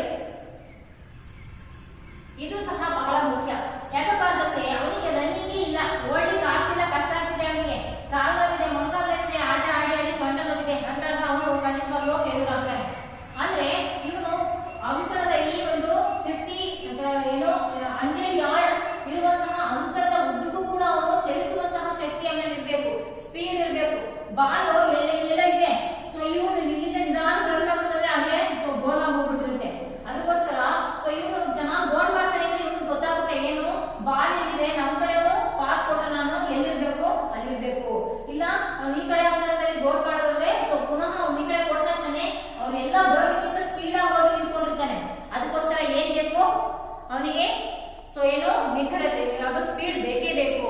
ಅದಕ್ಕೋಸ್ಕರ ಈ ಸ್ಪೀಡ್ ಅನ್ನ ಸೊ ಇತ್ತು ಅಂತಂದ್ರೆ ಈ ಆಟವನ್ನ ನಾವು ಹೆಚ್ಚಿನ ಅಂಶ 30% ಆಟವನ್ನ ಜಯಿಸಬಹುದು, ಗೆಲ್ಲಬಹುದು ಅಂತ ನಾವು ಹೇಳ್ಬಹುದು. ಈ ಸ್ಪೀಡ್ ಅನ್ನುವಂಥದ್ದು ಬಹಳ ಮುಖ್ಯ ಆಗುತ್ತೆ. ಈ ಸ್ಪೀಡ್ ಅನ್ನೋದು ಎಷ್ಟು ಇಂಪಾರ್ಟೆಂಟ್ ಅಂತ, ಯಾರಿಗೆ ರನ್ನಿಂಗ್ ಚೆನ್ನಾಗಿರುತ್ತೋ, ಸ್ಪೀಡ್ ಇರುತ್ತೋ, ಓಟದಲ್ಲಿ ಸೊ ಸ್ಪೀಡ್ ಜಾಸ್ತಿ ಇರುತ್ತೋ, ವೇಗ ಜಾಸ್ತಿ ಇರುತ್ತೋ ಅವರು ಉತ್ತಮ ತಂತ್ರಗಾರಿಕೆಯನ್ನ ನೀಡಬಹುದು. ಹೇಗಪ್ಪ ಅಂತಂದ್ರೆ ಸೊ ಇವುಗಳು ಈಗ ಎ ತಂಡದವರು ಇಲ್ಲಿ ಹೋಗಿ ಗೋಲ್ ಮಾಡ್ಬೇಕಲ್ಲ, ಸೊ ಇವರು ಇಲ್ಲಿ ಬಾಲ್ ಇರುತ್ತೆ, ಎ ತಂಡದವ್ರ ಹತ್ರ ಬಾಲ್ ಇರುತ್ತೆ. ಸೊ ಈ ಬಾಲ್ ಅನ್ನ ಬಿ ತಂಡದವನು ಏನಾದ್ರು ಪಡ್ಕೊಂಡಾದ್ರೆ ತಕ್ಷಣಕ್ಕೆ ಇಲ್ಲಿಂದ ಇದವನು ಫಾಸ್ಟ್ ಆಗಿ ಅಂದ್ರೆ ಸ್ಪೀಡ್ ಚೆನ್ನಾಗಿತ್ತು ಅಂದ್ರೆ ಫಾಸ್ಟ್ ಆಗಿ ಓಡ್ತಾನೆ. ಇವರು ಫ್ಲಿಕ್ ಮೂಲಕನೋ ಅಥವಾ ಪಾಸ್ ಮೂಲಕನೋ ಅಥವಾ ಹಿಟ್ ಮೂಲಕನೋ ಫಾಸ್ಟ್ ಆಗಿ ಕೊಟ್ಟಾಗ ಇವರೆಲ್ಲ ಎದುರಾಳಿಗಳು ಬರೋದ್ರೊಳಗೆ ನೀವು ಏನ್ ಮಾಡಿರ್ತಾರೆ, ಗೋಲ್ ಮಾಡ್ಬಿಟ್ಟಿರ್ತಾರೆ. ಸೊ ಹೀಗೆ ಇದಕ್ಕೆ ಮುಖ್ಯವಾಗಿ ಬೇಕಾಗಿರುವಂತದ್ದು ವೇಗ. ಈ ಒಂದು ವೇಗದ ಗುಣ ಖಂಡಿತವಾಗ್ಲೂ ಹಾಕಿನಲ್ಲಿ ಆಕೆ ಆಟಗಳನ್ನು ಇರಲೇಬೇಕಾದಂತಹ ಒಂದು ಗುಣ ಅಂತ ನಾವು ಹೇಳ್ಬಹುದು. ನೆಕ್ಸ್ಟ್ ಮುಂದಿನ ಒಂದು ಯಾವ ಗುಣ ಇರಬೇಕು ಅಂತ ನೋಡೋಣ. ಹಾಕಿ ಸ್ಟಿಕ್ ಅನ್ನ ಚಾಚಿ ಚೆಂಡನ್ನ ಪಡೆಯುವ ಸಂದರ್ಭದಲ್ಲಿ ಮತ್ತು ಯಾವುದೇ ನೈಪುಣ್ಯತೆಯನ್ನ ಪರಿಣಾಮಕಾರಿಯಾಗಿ ನಿರ್ವಹಿಸಲು ಮೈಬಡಿತ ಅವಶ್ಯಕ. ಮೈಬಡಿತ ಅಂತ ಹೇಳ್ತಾರೆ, ಫ್ಲೆಕ್ಸಿಬಿಲಿಟಿ ಅಂತ ಹೇಳ್ತೇನೆ ನಾನು. ಏನ್ ಹೇಳಿ, ಮೈಬಡಿತ. ಯಾವುದೇ ಒಂದು ಆಟವನ್ನ ಈಗ ಅವನು ಪಾಸ್ ಅಂತ ಒಂದೇ ಕಡೆ ಪಾಸ್ ಮಾಡಲ್ಲ, ಅವನು ಏನ್ ಮಾಡ್ಬೋದು, ಬ್ಯಾಕ್ ಪಾಸ್ ಮಾಡ್ಬೋದು, ಈ ಕಡೆ ಲೆಫ್ಟಿಗೆ ಪಾಸ್ ಮಾಡ್ಬೋದು. ವಂಚಿಸ್ಬೇಕಲ್ಲ, ಎದುರಾಳಿಯನ್ನ ವಂಚಿಸಿ ಅಂತ ಹೇಳ್ತಾರೆ. ಅಂದ್ರೆ ಅವ್ರನ್ನ ಗಮನವನ್ನ ತಪ್ಪಿಸೋದು. ಅವ್ನು ಅನ್ಕೊಂತಾನೆ ರೈಟ್ ಹ್ಯಾಂಡ್ ಅಲ್ಲಿ ಸ್ಟಿಕ್ ಇದೆ, ಬಾಲ್ ಇದೆ ಅಂದ್ರೆ ಈ ಕಡೆ ಪಾಸ್ ಮಾಡ್ತಾನೆ ಅಂತ ಆ ಕಡೆ ಹೋಗ್ಬೋದು. ಅವ್ನಿಗೆ ಏನ್ ಮಾಡ್ಬೋದು, ರಿವರ್ಸ್ ಪಾಸ್, ವಾಪಸ್ ಈ ಕಡೆ ತಿರ್ಗಿಸ್ಬಿಟ್ಟು ಬೇರೆಯವರಿಗೆ ಮತ್ತೆ ಹಿಂದೂಗಾದ್ರೂ ಪರವಾಗಿಲ್ಲ ಅಂದ್ಬಿಟ್ಟು ಆ ಕಡೆ ಒಂದು ಪ್ಲೇಯರ್ ಇದ್ದಾನೆ ಅವನ ಹತ್ರ ಪಾಸ್ ತಗೋಬಹುದು. ಎಲ್ಲಿ ಡಿಫಿಕಲ್ಟ್ ಇರಲ್ಲ, ಎಲ್ಲಿ ಕ್ರೌಡ್ ಕಡಿಮೆ ಇರುತ್ತೆ, ಎಲ್ಲಿ ಆಟಗಾರರು ಎದುರಾಳಿ ಆಟಗಾರರು ಕಡಿಮೆ ಇರ್ತಾರೆ ಅವರಿಗೆ ಪಾಸ್ ಅನ್ನು ಕೊಡ್ತಾನ. ಅರ್ಥ ಆಯ್ತಲ್ಲ. ನಂತರದಲ್ಲಿ ಈ ರೀತಿ ತಂತ್ರಗಾರಿಕೆಯನ್ನು ಹೇಳಲಿಕ್ಕೆ ಅವನಿಗೆ ಫ್ಲೆಕ್ಸಿಬಿಲಿಟಿ ಅಂತ ಹೇಳ್ತಾರೆ. ಮೈ ಬಡಿತ ಅನ್ನೋದು ಬಹಳ ಮುಖ್ಯ ಆಗುತ್ತೆ. ಯಾಕಪ್ಪ ಅಂದ್ರೆ ಈ ಆಟದಲ್ಲಿ ಪಿವೋಟಿಂಗ್ ಅಂದ್ರೆ ಈ ಸೊಂಟದ ಭಾಗ ಆ ಕಡೆ ಈ ಕಡೆ ಪಿವೋಟ್ ಮಾಡುತ್ತೆ, ತಿರುಗುತ್ತೆ. ಸೊ ಅದಕ್ಕೋಸ್ಕರ ಈ ಒಂದು ಏನೋ ಒಂದು ಇದು ಅಂಶ ಬಹಳ ಮುಖ್ಯವಾಗಿ ನಮಗೆ ಇರಲೇಬೇಕಾದಂತಹ ಗುಣ ಅಂತ ಹೇಳ್ಬೋದು, ಮೈ ಬಡಿತ. ಸೊ ಅದಕ್ಕೋಸ್ಕರ ಅವನು ಈಸಿಯಾಗಿ ಎಲ್ಲಾ ಕಡೆ ತಿರುಗುವಂತಹ ಸಂದರ್ಭ ಬರೋದ್ರಿಂದ ಎಡಗೊಂದ್ಸರಿ ಕಳಿಸ್ಬೇಕು ಮತ್ತೆ ಬಲಗೊಂದ್ಸರಿ ಕಳಿಸ್ಬೇಕು. ಹೀಗೆ ಮೈ ಆ ಕಡೆ ಈ ಕಡೆ, ಬಾಡಿ ಆ ಕಡೆ ಈ ಕಡೆ ತಿರುಗಾಡೋದ್ರಿಂದ ಅವನಿಗೆ ಮೈ ಬಡಿತ ಬಹಳ ಮುಖ್ಯವಾಗಿ ಇರಲೇಬೇಕಾಗುತ್ತೆ. ಇದು ಫ್ಲೆಕ್ಸಿಬಿಲಿಟಿ ಅವನಿಗೆ ಇರಲೇಬೇಕು ಅಂತ ನಾವು ಹೇಳ್ಬಹುದು. ಸೊ ಮತ್ತೆ ಗುಣ ಇರಬೇಕು ಅಂತ ನೋಡೋಣ. ಆಟಗಾರನಿಗೆ ಉತ್ತಮ ಪ್ರತಿಕ್ರಿಯಾ ವೇಗ ಇರಬೇಕು ಅವಶ್ಯಕ ಅಂತ ಹೇಳ್ತಾನೆ. ಪ್ರತಿಕ್ರಿಯಾ ವೇಗ ಅಂತ ಹೇಳ್ತಾನೆ, ಪ್ರತಿಕ್ರಿಯಿಸೋದು ಅಂದ್ರೆ ಪ್ರತಿಕ್ರಿಯೆ ಅಂತಂದ್ರೆ ಹೇಗಪ್ಪ ಅಂತಂದ್ರೆ ಈಗ ಯಾವುದೋ ಒಂದು ಪ್ಲೇಯರ್ ನಮ್ಮ ಕಡೆ ಪ್ಲೇಯರ್ಗೆ ಬಾಲ್ ಹೋಗಿರುತ್ತೆ. ಸೊ ಇವನು ಅವನು ಸಿಗ್ನಲ್ ಕೊಡ್ತಾನೋ ಅಥವಾ ಕಣ್ಣಿನ ಇಲ್ಲ ಅಂತಾನೋ ಮತ್ತೊಂದೇನೋ ಅಂತ ತೋರಿಸ್ತಾನೋ ಅವನು ಅದಕ್ಕೆ ತಕ್ಕನಾಗಿ ರಿಯಾಕ್ಟ್ ಮಾಡುವಂಥದ್ದು, ಪ್ರತಿಕ್ರಿಯಿಸುವಂತಹ ಗುಣ ಇರಬೇಕು. ಪಟ್ಟಂತ ಅದನ್ನ ಸಂಖ್ಯೆಯನ್ನು ಅರ್ಥ ಮಾಡ್ಕೋಬೇಕು. ಅವನು ಇವನಿಗೆ ಬಾಲ್ ಸಿಕ್ಕಿದೆ ಅಂದ್ರೆ 100% ಅವನು ಮತ್ತೆ ಇನ್ನೊಬ್ಬ ನಮ್ಮನಿಗೆ ಇಲ್ಲಿ ಕಳಿಸ್ತಾನೆ. ಸೊ ಅವನು ಅಲ್ಲಿ ಅಲರ್ಟ್ ಆಗಿರ್ತಾನೆ ಫಸ್ಟೇನೆ. ಸೊ ಎಲ್ಲಿ ಕ್ರೌಡ್ ಇದೆ, ಎಲ್ಲಿ ಆಟಗಾರರ ಸಂಖ್ಯೆ, ಎದುರಾಳಿ ಆಟಗಾರರ ಸಂಖ್ಯೆ ಕಡಿಮೆ ಇದೆ ಅಲ್ಲಿಗೆ ಆ ಬಾಲ್ ಹೋಗೋದ್ರಿಂದ ಅವನು ಬಹಳ ಸೊ ಏನಾಗಿರ್ತಾನೆ, ಕ್ರಿಯಾಶೀಲವಾಗಿರ್ತಾನೆ. ಸೊ ತಕ್ಷಣಕ್ಕೆ ತಗೊಂಡ್ಬಿಟ್ಟು ಮತ್ತೆ ಪುನಃ ಗೋಲ್ಗೆ ಹಾಕುವಂತಹ ಯಾರು ತುಂಬಾ ಚೆನ್ನಾಗಿ ಅಕ್ಯುರೇಟ್ ಆಗಿ ಸೊ ನಿಖರತೆಯಿಂದ ಗೋಲ್ ಪೋಸ್ಟ್ ಹೊಡಿತಾರೆ ಅಂತೂ ಪಟ್ಟಂತ ಬಂದ್ಬಿಟ್ಟು ಡಿ ಎಗೆ ಅದನ್ನ ನಿಂತ್ಕೊಂಡ್ಬಿಡ್ತಾರೆ. ಏನೋ ಈ ಒಂದು 25 hours ಒಳಗೆ ಬರ್ತಾರೆ. ಸೊ ಪಟ್ಟಂತ ಅಲ್ಲಿ ಬಂದ ತಕ್ಷಣ ಅವರು ಗೋಲ್ ಅನ್ನ ಮಾಡ್ತಾರೆ. ಇದು ಪ್ರತಿಕ್ರಿಯಾ ವೇಗ ಅಂತ ಹೇಳ್ತೀವಿ. ಪ್ರತಿಕ್ರಿಯಿಸುವುದು ನನಗೆ ಬರುತ್ತೆ, ಯಾವ ಸಂದರ್ಭದಲ್ಲಿ ಬರುತ್ತೆ, ಇದನ್ನ ನಾವು ನೋಡಿಕೊಂಡು ಏನ್ ಮಾಡ್ಬೇಕು, ಆಟವನ್ನ ಆಡಬೇಕಾಗುತ್ತೆ. ಇಂತಹ ಒಂದು ಗುಣ ಕೂಡ ಬಹಳ ಅವಶ್ಯಕವಾಗಿ ಬೇಕು. ಅರ್ಥ ಆಯ್ತಲ್ಲ ಮಕ್ಕಳ, ಏನೇನೆಲ್ಲ ಗುಣಗಳು ಇರಬೇಕು ಅಂತ ಅಂದ್ಬಿಟ್ಟು ಇನ್ನೊಂದ್ಸರಿ ನಾವು ನೋಡ್ಕೊಂಡ್ ಬರೋಣ. ಮೊದಲನೇದಾಗಿ ಅವನಿಗೆ ಕಷ್ಟ ಸಹಿಷ್ಣುತಾ ಗುಣ ಇರಬೇಕು. ಅಂದ್ರೆ ಬಹಳ ಸಮಯದವರೆಗೆ ಆಟ ಆಡಲಿಕ್ಕೆ ಅವನಿಗೆ ಕಷ್ಟವನ್ನ ಸಹಿಸಿಕೊಳ್ಳುವಂತಹ ಶಕ್ತಿ ಅವನಿಗೆ ಇರಬೇಕು. ಈ ಒಂದು ಸುಸ್ತಾಗದೆ ಇರೋದು, ಬೇಗ ಸುಸ್ತಾಗದೆ ಇರೋದು, ಕಷ್ಟ ಸಹಿಷ್ಣುತಾ ಗುಣ ಇರಬೇಕು. ಎರಡನೇದಾಗಿ ಚಪಲತೆಯ ಗುಣವನ್ನ ಇರಬೇಕು. ಚಪಲತೆ ಮೀನ್ಸ್ ಏನ್ ಚಪಲತೆ ಅಂದ್ರೆ ಸೊ ಈಸಿಯಾಗಿ ಆ ಕಡೆ ಈ ಕಡೆ ನೋಡುವಂಥದ್ದು. ಸೊ ಕಣ್ಣು ಮತ್ತೆ ಏನು ಕಾಲುಗಳ ಒಂದು ನಿಖರತೆ ತೀಕ್ಷ್ಣವಾಗಿರ್ಬೇಕು. ಚಪಲತೆ ಫಾಸ್ಟ್ ಆಗಿ ರಿಯಾಕ್ಟ್ ಮಾಡೋದು. ನೆಕ್ಸ್ಟ್ ನರಸ್ನಾಯು ಸಂಯೋಜನೆ ಅಂತ ಹೇಳ್ತೀನಿ. ಅವಾಗಲೇ ಹೇಳ್ತೇನೆ ನಾನು, ಬಗ್ಗೆ ಆಟ ಆಡಬೇಕಾದ್ರೆ ಕಾಲುಗಳು ಮತ್ತೆ ಕಣ್ಣುಗಳು ಬಹಳ ಪ್ರತಿಕ್ರಿಯಿಸುವಂತಿರ್ಬೇಕು ಫಾಸ್ಟ್ ಆಗಿ ಅಂತ. ಸೊ ಇದು ಕೂಡ ಕೋಆರ್ಡಿನೇಷನ್ ಅಂತ ಹೇಳ್ತೀವಿ, ಇದು ಕೂಡ ಇರಬೇಕು. ನೆಕ್ಸ್ಟ್ ನಿಖರತೆ ಇರಬೇಕು. ಅವನಿಗೆ ಯಾವ ಸ್ಪಾಟಿಗೆ ಕಳಿಸ್ಬೇಕು ಅದನ್ನ ಅವನು ಸೊ ಏನು ಕರೆಕ್ಟ್ ಆಗಿ ಕಳಿಸುವಂತಹ ನಿಖರತೆ ಅದನ್ನ ಅವನಿಗೆ ಇರಬೇಕು. ನೆಕ್ಸ್ಟ್ ಸ್ಪೀಡ್ ಇರಬೇಕು. ಯೂಶಲಿ ಇದು ಬೇಕೇ ಬೇಕು ನಮಗೆ ಸ್ಪೀಡ್ ಅನ್ನುವಂಥದ್ದು. ಯಾಕಪ್ಪ ಅಂತಂದ್ರೆ ಅಷ್ಟು ದೊಡ್ಡ ಕ್ರೀಡಾಂಗಣದಲ್ಲಿ ಆಟ ಆಡಬೇಕು ಅಂದ್ರೆ ಅವನಿಗೆ ವೇಗದ ಒಂದು ಗುಣ ಖಂಡಿತವಾಗ್ಲೂ